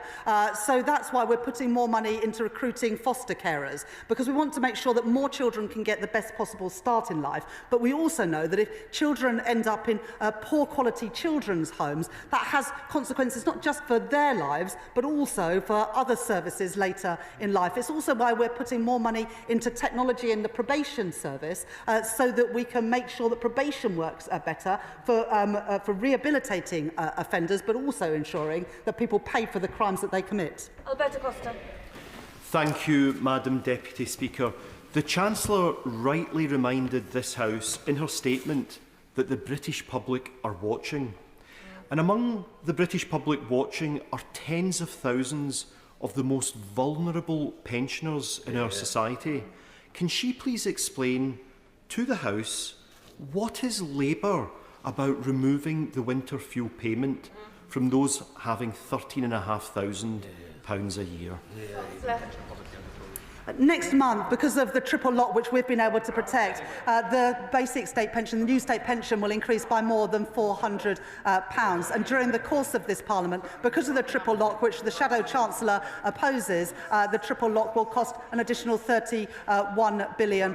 So that's the protection that we're giving to pensioners, as well as record investment into our NHS, which of course older people use with greater frequency than anyone else. Zara Sultana. Thank you, Madam Deputy Speaker. The UK is the 6th richest country in the world, yet over 1 in 3 children and 25% of adults live in poverty. Since Labour came into power, 25,000 more children have been pushed into poverty due to the 2-child benefit cap. And now, according to the government's own impact assessment, over 250,000 people will be pushed into poverty as a result of these cuts, including 50,000 children. So I asked the Chancellor, who earns over £150,000 annually, has accepted £7,500 worth of free clothing, and recently took freebie tickets to see Sabrina Carpenter. Does she think austerity 2.0 is the change people really voted for? There's nothing progressive and there's nothing Labour about pouring more money into a broken system. Under the changes that we're bringing about, we're going to help young people who are not in education, employment or training by giving them targeted support. And as I set out in the statement earlier, the OBR so far have not scored any of the Back to Work programme, which is the biggest Back to Work programme that we've seen for many, many years. They're going to do that work over the autumn. But we know that the best way to lift people out of poverty is to get them into good work, secure work, paying a decent wage. We're increasing the national living wage, so it will go up by £1,400 for someone working full-time from next month, as well as the Employment Rights Bill, which ensures that people will have security at work. That's the difference that this Labour government is making. Adrian Ramsey. Thank you, Madam Deputy Speaker. The Chancellor knows that our economy has been driven to the edge over the last 15 years, with ordinary people forced to bear the burden while a small minority have amassed extreme wealth. This is something she could change, and her own backbenchers are lining up to argue for a wealth tax. So why won't she do the fair and right thing and introduce a tax on the very wealthiest, rather than launching austerity 2.0 and removing vital support from disabled and ill people? The best thing that we can do for our constituents is build the homes that they desperately need. And so I really have no understanding of why the Green Party voted against the planning and infrastructure bill this week. What have they got against to get families getting homes and young people getting jobs? Amanda Martin. Thank you, Madam Deputy Speaker. Today's defence announcement by my right honourable friend, the Chancellor, is fantastic news for my city. It delivers security for working people across the country and cements Portsmouth as not just the historic home of the Royal Navy, but the future home. Does she agree with me that after 14 years of the benches opposite, decimating all areas of our armed service, imposing 3 Portsmouth ministers on my city, and axing shipbuilding from our city, it has fallen to this government to once again fix the mess inherited by you, by the people over there. Almost said you lot, sorry. Securing the naval base operation and those serving our country for the future. My honourable friend is a proud advocate for her city of Portsmouth, and this government is a proud advocate for the people of Portsmouth. That's why we've put investment into the Portsmouth naval base in the spring statement today. As we grow what we spend on defence to keep our country safe and secure, we want to ensure that there are more good jobs, paying decent wages, to make Britain a defence industrial superpower and to support those who serve on the front line.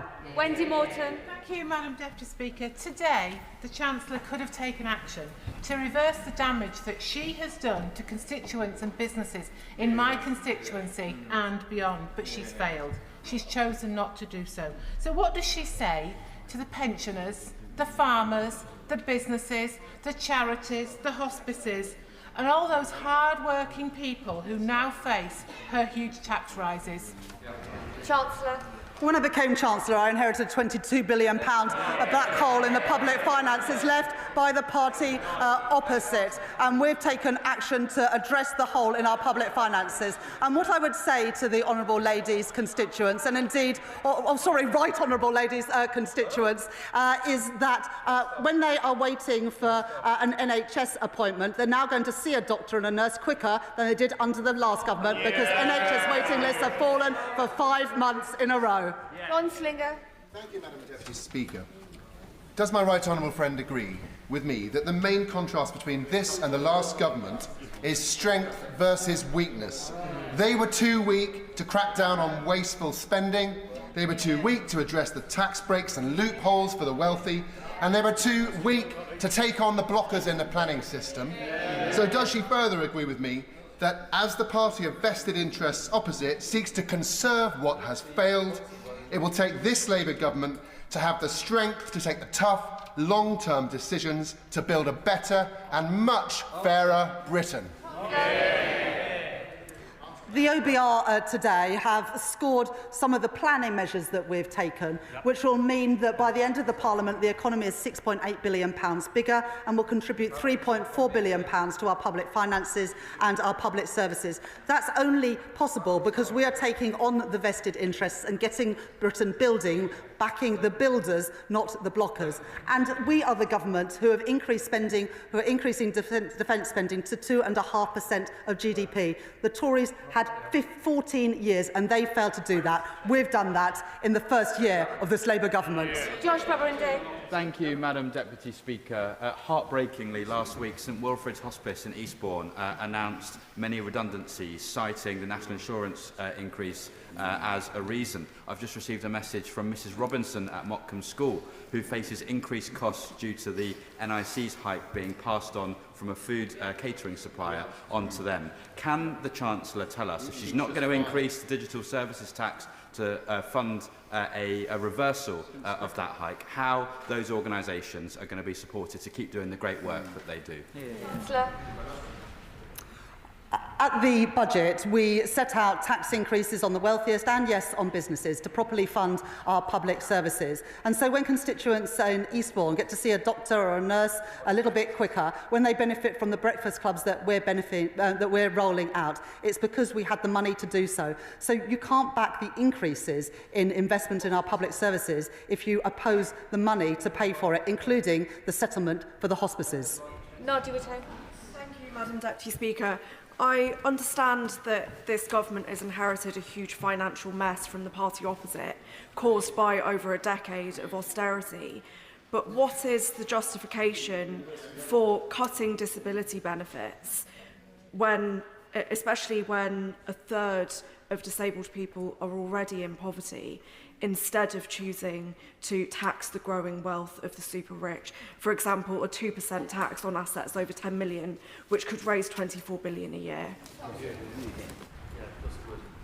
At the budget, we set out £40 billion worth of tax increases, including getting rid of the non-dom tax status, increasing capital gains tax, VAT on private schools, and tightening the rules around inheritance tax.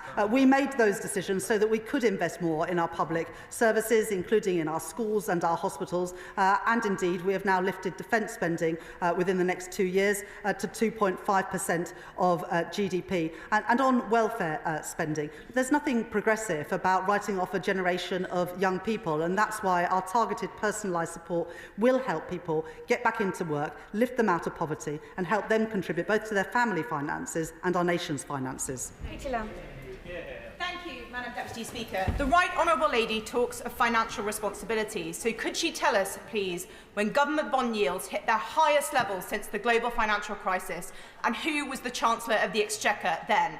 And if she needs a clue, we can bring her a mirror. Thank the Honourable Lady for that question. You can see, if you look at financial markets and follow them closely, that the increase in bond yields in the UK, in France and Germany have closely tracked each other. Global financial instability has affected countries around the world, and that's why it's so important that we continue to meet our fiscal rules, as I have set out today.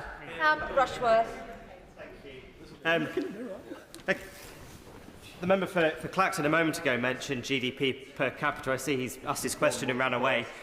The truth is that GDP per capita only increased 4.3% in the past 16 years, compared to 46% in the years prior. What matters to my constituents is not just the growth, but it's the growth that they can feel in their pockets, in the left-behind towns and villages of Bishop Auckland. So what will she do to ensure that working people feel the growth? Well, my honourable friend is absolutely right, and this government wants people in Bishop Auckland and constituents across our country to feel the benefits of that growth, with good jobs, paying decent wages in all parts of the country. That's why we are increasing the national living wage. That's why we are making work pay, and that's why we are backing the builders, not the blockers, to create new jobs, new homes for families, new transport infrastructure, new energy infrastructure. And that's why the OBR today say that compared to the plans we inherited, real household disposable income per person is set to rise by £500 by the end of this Parliament, showing the difference that this government is making. Claire Smeddy.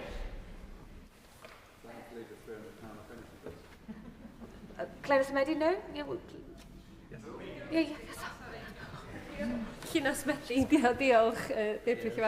Wales has a higher percentage of disabled people and a large public sector workforce compared to the UK, and so we'll hit hardest by these cruel cuts. All this damage by self-imposed fiscal rules. There have been 5 major changes to fiscal rules since 1997. Will the Chancellor now change them so she doesn't impose further austerity? Yeah. Have it all. In the budget last year, we provided the biggest ever settlement for the Welsh Government, and yet Plaid voted against that. I don't understand why the honourable member doesn't want money to go to Wales and to her constituents. Holly Billington. Madam Deputy Speaker, I thank my right honourable friend for her statement, in particular her recognition of the excellent work of Labour-run Thanet District Council, building more social homes with local firms, employing local people, including local apprentices. The government's recent planning changes mean not only council homes for local people, but also growth. Can she confirm that the Office of Budget Responsibility has only scored the effect of the National Planning Policy Framework changes and not the upcoming Planning and Infrastructure Bill?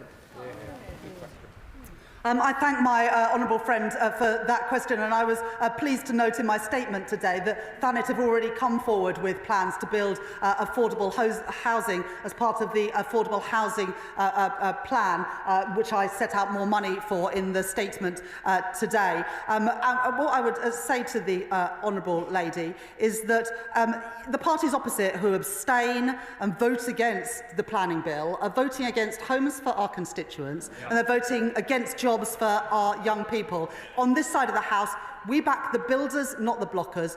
We back opportunities for young people and families housing for our constituents. It's a shame the parties opposite don't do the same. Graham Stewart. Madam Deputy Speaker, the Chancellor claimed that growth was a top priority, yet she's taken the fastest growing economy in the G7 and brought it to a shuddering halt. She promised there would be no tax rises, and next week's jobs tax will put tax rises on ordinary working people. And today she's cut the housing numbers by 200,000 and put up borrowing by £18 billion in the next 2 years. 18 billion. Isn't it time the Prime Minister invited the Chancellor next door and said, "Rachel, you're fired"? The plans that we inherited from the previous government saw the OECD forecast the UK to have the slowest growth in the G7 this year. They're now forecasting us to have the second highest growth in the G7. So that is the difference that this Labour government are making, moving us up the league tables. David Burson-Sampson. Speaker, and I thank the Chancellor and her team for the prudent work they are doing to restore stability to our economy. And this on top of figures showing that already wages are increasing in my constituency of Southend Western Leigh under this Labour government, and inflation is falling. Does my right honourable friend agree with me that this, alongside the new living wage worth £1,400 a year, will make work pay and will start to lift more people out of poverty?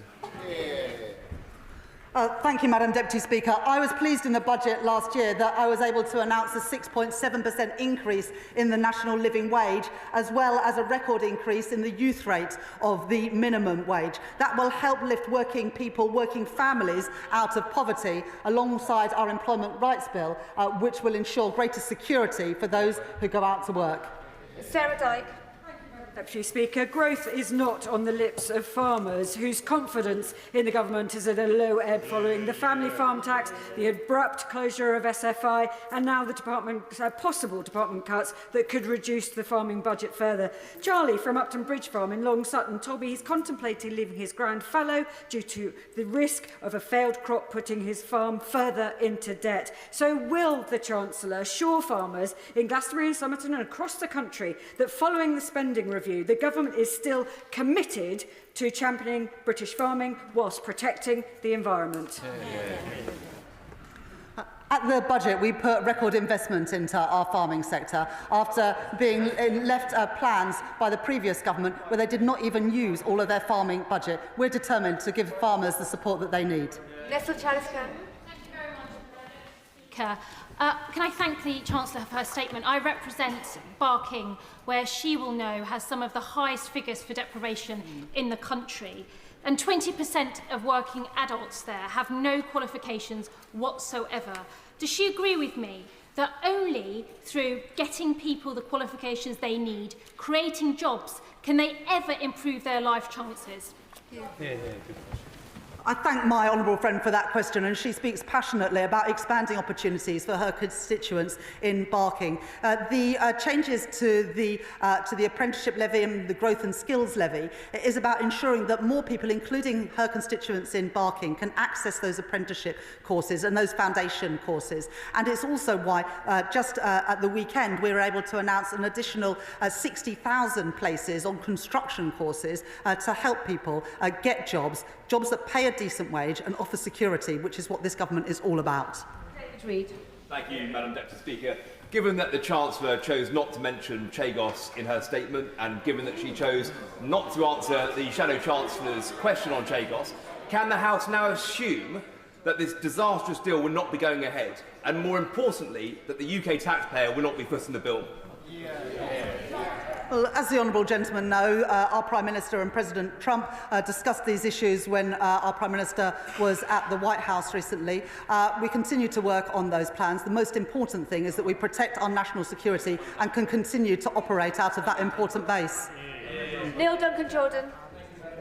Speaker, point 1.14 in the OBR report outlines that the planned cuts to disability benefits will reduce personal independent payments for 800,000 claimants and cut health-related universal credit for 3 million families. Isn't it time we ask those with the broadest shoulders to carry the heaviest burden rather than the poorest in our society? I thank my honourable friend for that question. As I've already set out, the Office of Budget Responsibility in their numbers don't assume any changes in terms of people going back to work. That's what we're going to work on with the OBR, DWP and Treasury over the summer so that we develop those plans to ensure that people aren't worse off, but they're actually better off because they can progress into jobs that suits their abilities and needs because we want more people to have the fulfilment of a good job with security that pays a decent wage. Alex Brewer. Thank you, Madam Deputy Speaker. In a statement with significant problems, I do welcome the Chancellor's commitment to better military homes, which the Liberal Democrats have been calling for. Will the Chancellor clarify how much, by when, and will this include RAF Odium in my constituency of North East Hampshire, or is it just for those constituencies she listed which happen to have Labour MPs?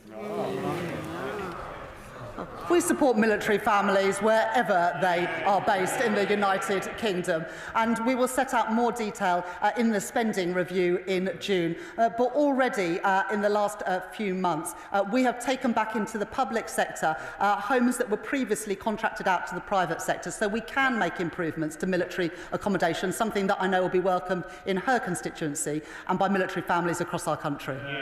Sarah Coombs. Madam Deputy Speaker, my constituents in West Brom work hard and pay their taxes, and they want to know that the government treats that money with respect. I'm glad we finally have a Chancellor who is being careful with every pound of taxpayers' money so we can invest in the NHS, which has seen a 10% cut in the waiting list in my area. Can the Chancellor set out how she is drawing a line under the waste and chaos of the previous government and finally putting our public finances back on a stable footing? I thank my honourable friend for that question, and she speaks powerfully on behalf of her constituents in ensuring that people in West Bromwich get a good deal from their public services and value for money when they pay their taxes. There was too much waste under the previous government, and that was exemplified during the pandemic when so many contracts went to friends and donors. That's why we've appointed a COVID corruption minister, because we want that money back in our public services, not in the hands of Tory friends and donors. Jeremy Corbyn. Thank you, Madam Deputy Speaker. There are 4.3 million children living in poverty in our society. There are 1.2 million people in receipt of PIP who are about to lose it following her statement last week. She's put a huge amount of money into defence. Could she not think for a moment of reversing the decision last week to take £5 billion out of the welfare budget and end the two-child benefit cap, which has driven so many children and families into really desperate poverty? I'm not going to make any apologies for putting more money in defence. This Labour government takes defence of our country seriously, and so we should. We are the party that created NATO, and under the leadership of the Labour Party today, we will always defend our country. David Kinzer-Dushinsky. Madam Deputy Speaker, can I congratulate my right honourable friend on her statement and on her action to end austerity, investing £26 billion in the NHS, £3 billion in education, raising defence budgets and unleashing over £100 billion of additional capital investment to build the foundations of our economy. On the day after this government voted through a pay rise to 3 million working people by raising the minimum wage, does she agree with me that it's only by making the tough decision to restore stability and by pushing ahead with the government's bold plans for reform that we can repair the terrible damage done by the party opposite, deliver strong public services and get more money in people's pockets? I thank my honourable friend for that question, and also all the work that he's doing to back growth, to improve living standards for working people. And I was pleased in the spring statement today to announce £13 billion extra during the course of this Parliament for capital spending, because we know that the easy choice that the previous government made was always to cut capital spending, which is why we're in the mess today that we are, because of the deterioration of infrastructure. We won't make those short-term decisions. We will invest to grow our economy, working with business to do so. Nick Timothy. Thank you, Madam Deputy Speaker. The Chancellor's trouble is while her manifesto promised to limit spending increases to £9.5 billion a year, her budget increased spending by £76 billion a year, 8 times as much. She's previously said she will not come back asking for more tax rises or more borrowing, so will she rule out both in the budget later this year? The budget in the autumn last year wiped the slate clean after the 14 years of economic mismanagement by the party opposite. We won't have to repeat a budget like that, because we're not going to inherit anything like that ever again, because we've changed the rules so that the OBR always now get information rather than it being hidden like it was by the previous government. Owen. No, Clive Jones. Jones. Thank you very much, Madam Deputy Speaker. My honourable friend, the member for St Albans, gave examples of alternative taxes to Labour's national insurance increases, asking that big banks, social media giants and online gambling companies to pay their fair share of tax. Can the Chancellor confirm she has heard these Liberal Democrat alternatives and explain why she isn't listening to these fair and sensible proposals?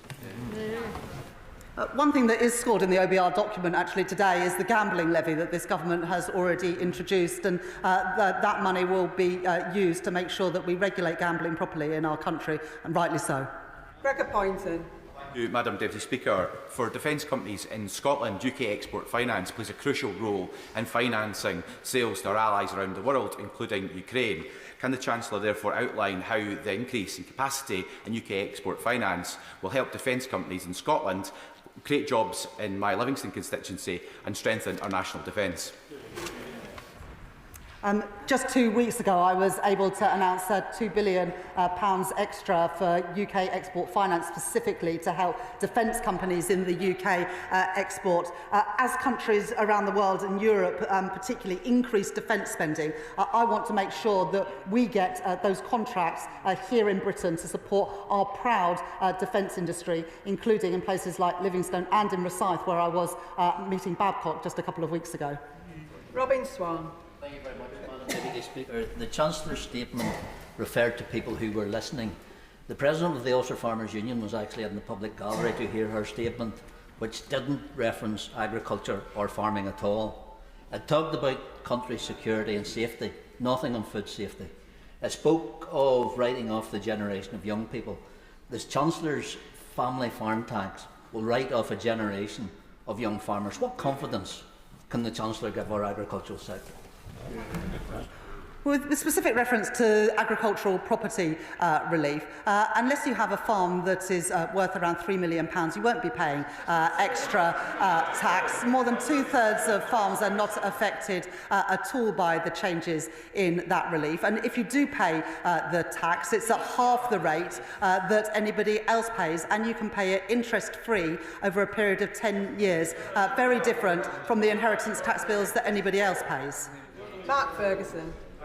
Madam Deputy Speaker, and I welcome the Chancellor's reference in a recent answer to the £13 billion of additional capital expenditure announced today. So can she put today's statement in the context of the significant investments already made and forthcoming, and contrast it with the last government, who didn't have a plan for long-term growth and abandoned communities like mine? My honourable friend speaks powerfully on behalf of his constituents in Gateshead, who rely on the infrastructure that our country needs, whether that's energy, digital or transport infrastructure, and in fact the houses that all of our constituents need. In the budget last year, I put £100 billion extra into capital spending during the course of this Parliament, and I've been able to announce an additional £13 billion today. Unlike the party opposite, I'm not willing to cut capital investment, because capital investment is absolutely crucial to grow the economy and to leverage in the private sector investment that we need as well. Madam Deputy Speaker, the Chancellor's made much of the government's investment in defence and desire to make the country a defence industrial superpower. I'm keen to pitch for a slice of the protected £400 million for UK defence innovation. Huntingdon is the home of our defence intelligence capability, the US Air Force's Joint Intelligence Operations Centre Europe and the NATO Intelligence Fusion Centre. It has a huge investment in sites like the Alconbury Wilder Enterprise Campus, Brampton Cross and potentially the redevelopment of the MOD land around RAF Whitton as well. Perfect location for defence startups, and with the arrival of several already in flight, the US government is investing north of £500 million in Huntingdon alone. So could I ask her to make a similar commitment to Huntingdon and include it in her list of defence sites? What a great pitch. I'm sure somebody from the Ministry of Defence, one of the ministers, would be really pleased to meet with you to discuss those opportunities. As we move to 2.5% of GDP spent on defence and 3% in the next Parliament, I am determined that that money benefits our troops in the UK, but also supports us become a defence industrial superpower. And I'm sure that we can work with the honourable gentleman to realise those ambitions for Huntingdon. Rosie Writing. Madam Deputy Speaker, the party opposite left a £22 billion hole in our public finances, and they continue to oppose every decision made by the Chancellor to clean up their mess. Can the Chancellor tell us how things would look now if the Conservative Party had their way? Well, what it would mean for people in Kettering and around the country if we had continued under the plans of the previous government is that interest rates would have remained high, inflation would have remained high, and growth would continue to flatline. Whereas the OBR today forecasts that real household disposable incomes will rise, growth will be higher, living standards higher, because we have returned stability to the economy and we are backing the builders, not the blockers. Max Wilkinson. Sorry, Madam Deputy Speaker. I don't wish to interrupt the discussion on the front benches. Thank you, Madam Deputy Speaker. I have another opportunity for the Chancellor. In Cheltenham, we have a scheme that can produce jobs and growth and will support the defence industry. The Golden Valley development next to GCHQ, which will be a key part of this country's defence investment over the coming years. Will the Chancellor taken upon herself to work with ministers and other departments who already know about this to make sure that we get the investment that we deserve and GCHQ workers deserve too. I'm really proud of what GCHQ do to keep our country safe, and part of what we are doing around the defence budget above the lift to 2.5% is including some of the security service work, because increasingly the work that the security service do is crucial for our national security and defence. Of course, that's on top of the 2.5%, but as we protect defence spending, it is right that we take into account GCHQ and other security agencies as well. And of course, very happy to work with you to ensure that we maximise the benefits for so many constituencies, including in Cheltenham. Graham Downey. Much, Madam Deputy Speaker. Can I thank the Chancellor for her statement and welcome the increase in defence spending, which represents a huge opportunity for Scottish workers. I was delighted to have her visit Rosyth in my constituency recently.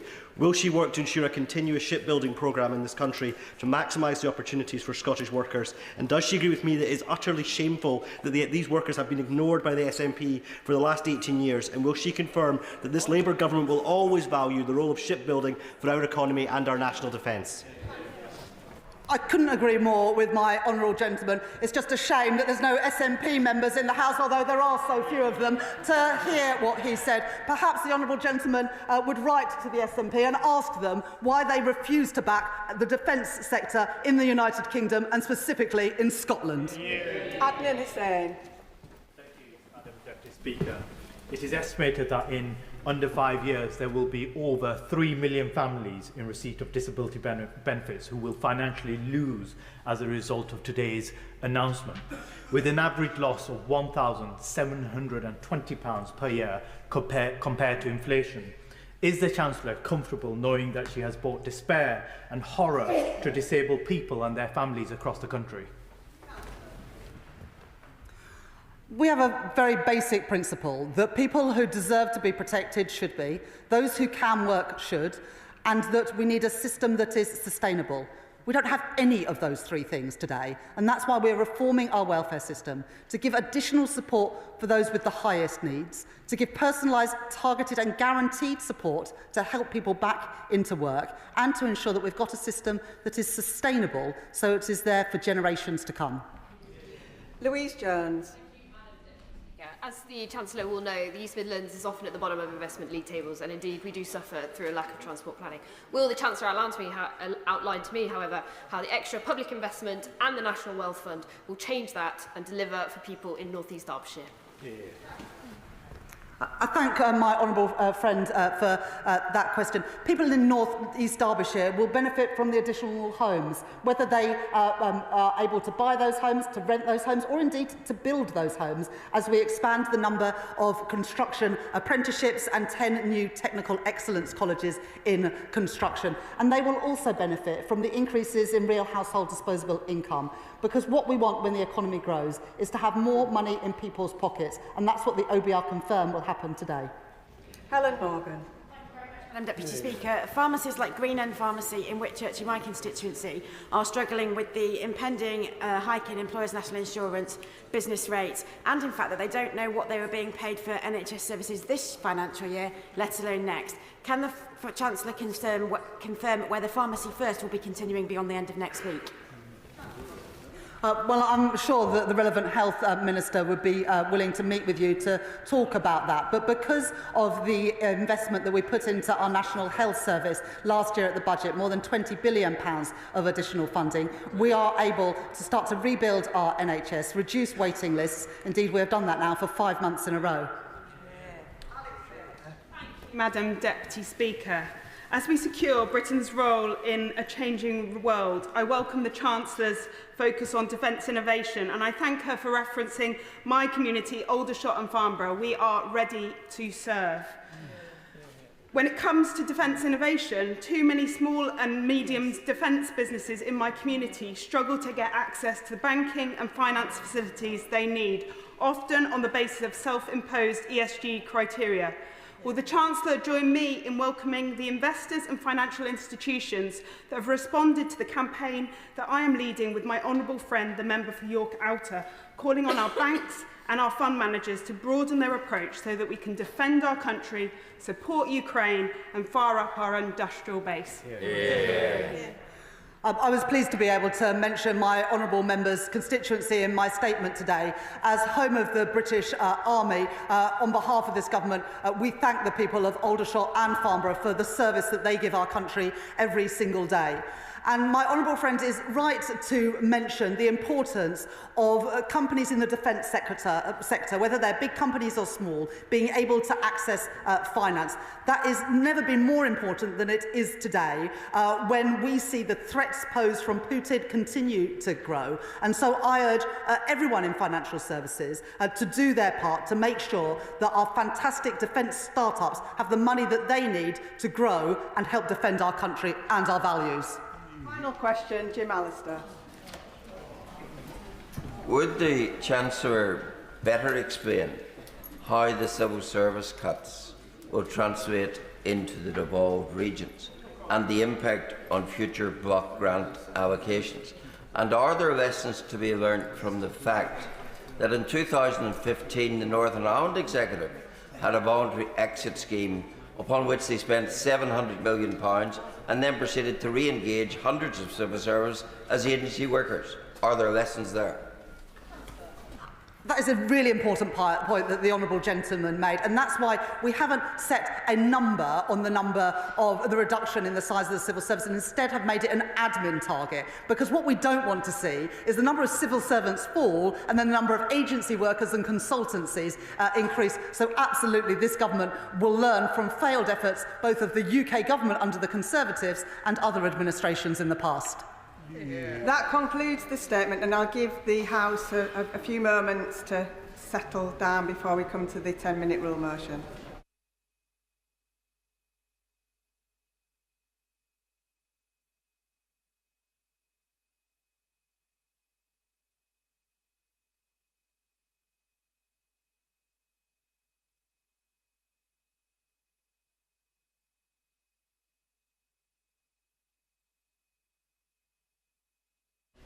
Ten-minute rule motion, Anna Geldard. Thank you, Madam Deputy Speaker. I beg to move that leave be given to bring in a bill to make provision about the teaching and promotion of the Cornish language in educational institutions, to make provision about the recognition of the Cornish language and Cornish heritage and for connected purposes. Today is not just about preserving Cornish language or Canuic in Cornish. It is about protecting a cultural identity that is woven into the fabric of Cornwall's past, present and our future. Cornish can be traced back 4,000 years, and over that time, Cornish speakers were driven further west due to conflicts and invasions from Europe. But it was our fishermen who kept the language alive until it faded in the 18th century. Despite this, Cornish was officially recognised as a regional language by the UK government in 2002, under Part 2 of the European Charter for Regional and Minority Languages. This was a landmark moment, affirming that Cornish, alongside Welsh, Scottish Gaelic, Irish, Scots and Ulster Scots, is a language to be protected and promoted. The UK government has committed to supporting these languages, and yet Cornish remains at Part 2 status, while 4 of the other 5 Celtic languages have Part 3 protection, which offers stronger commitments in areas like education, public life and the media. In November 2024, the European Charter for Regional and Minority Languages issued recommendations urging the UK government to take stronger measures to support minority languages, including enhancing educational provision and promoting language awareness. This bill would work in lockstep with those recommendations and strengthen the UK's commitment to linguistic diversity. Recognising Canuic is growing, but it needs sustained support. Cornwall Council and the Cornish National Minority Working Group have championed its survival through initiatives such as Go Cornish, which now reaches over 8,000 primary school children in 51 schools, including Dobballs Community Primary and Menheniot Primary School in South East Cornwall. Yet Cornish is still not formally embedded in secondary or higher education. A GCSE in Cornish once existed, but was discontinued in 1996. The option to learn should always be available, and the government's own charter commitments state that minority language education should be strengthened and must ensure that learning Cornish is a viable, accessible option for those who wish, not a requirement, but a choice for those who wish to engage with their cultural heritage. Teaching Cornish should not be an added burden for overstretched schools, but rather an exciting opportunity for students who wish to learn. And the Go Cornish programme proves that effective teaching can be done without increasing teacher workload, as it provides structured resources, sound files and low administration learning models. It aligns with Ofsted's cultural capital framework, which encourages schools to celebrate cultural traditions and histories. Beyond schools, there must be provision to provide lifelong learning opportunities. At present, hundreds of people sign up for Canuic classes each year, and universities such as Exeter and Cambridge have previously offered Canuic courses. If Welsh and Gaelic can be successfully integrated into higher education, why not Cornish? Language visibility in public life is crucial for its survival. Currently, Cornish does not have official status in Cornwall, nor is there any legislative requirement for its promotion. However, Cornwall Council has worked hard since 2013 to implement a strategy promoting the language. I want to see this work, and local efforts strengthened by increasing the use of Cornish in road signs, in place names and public services.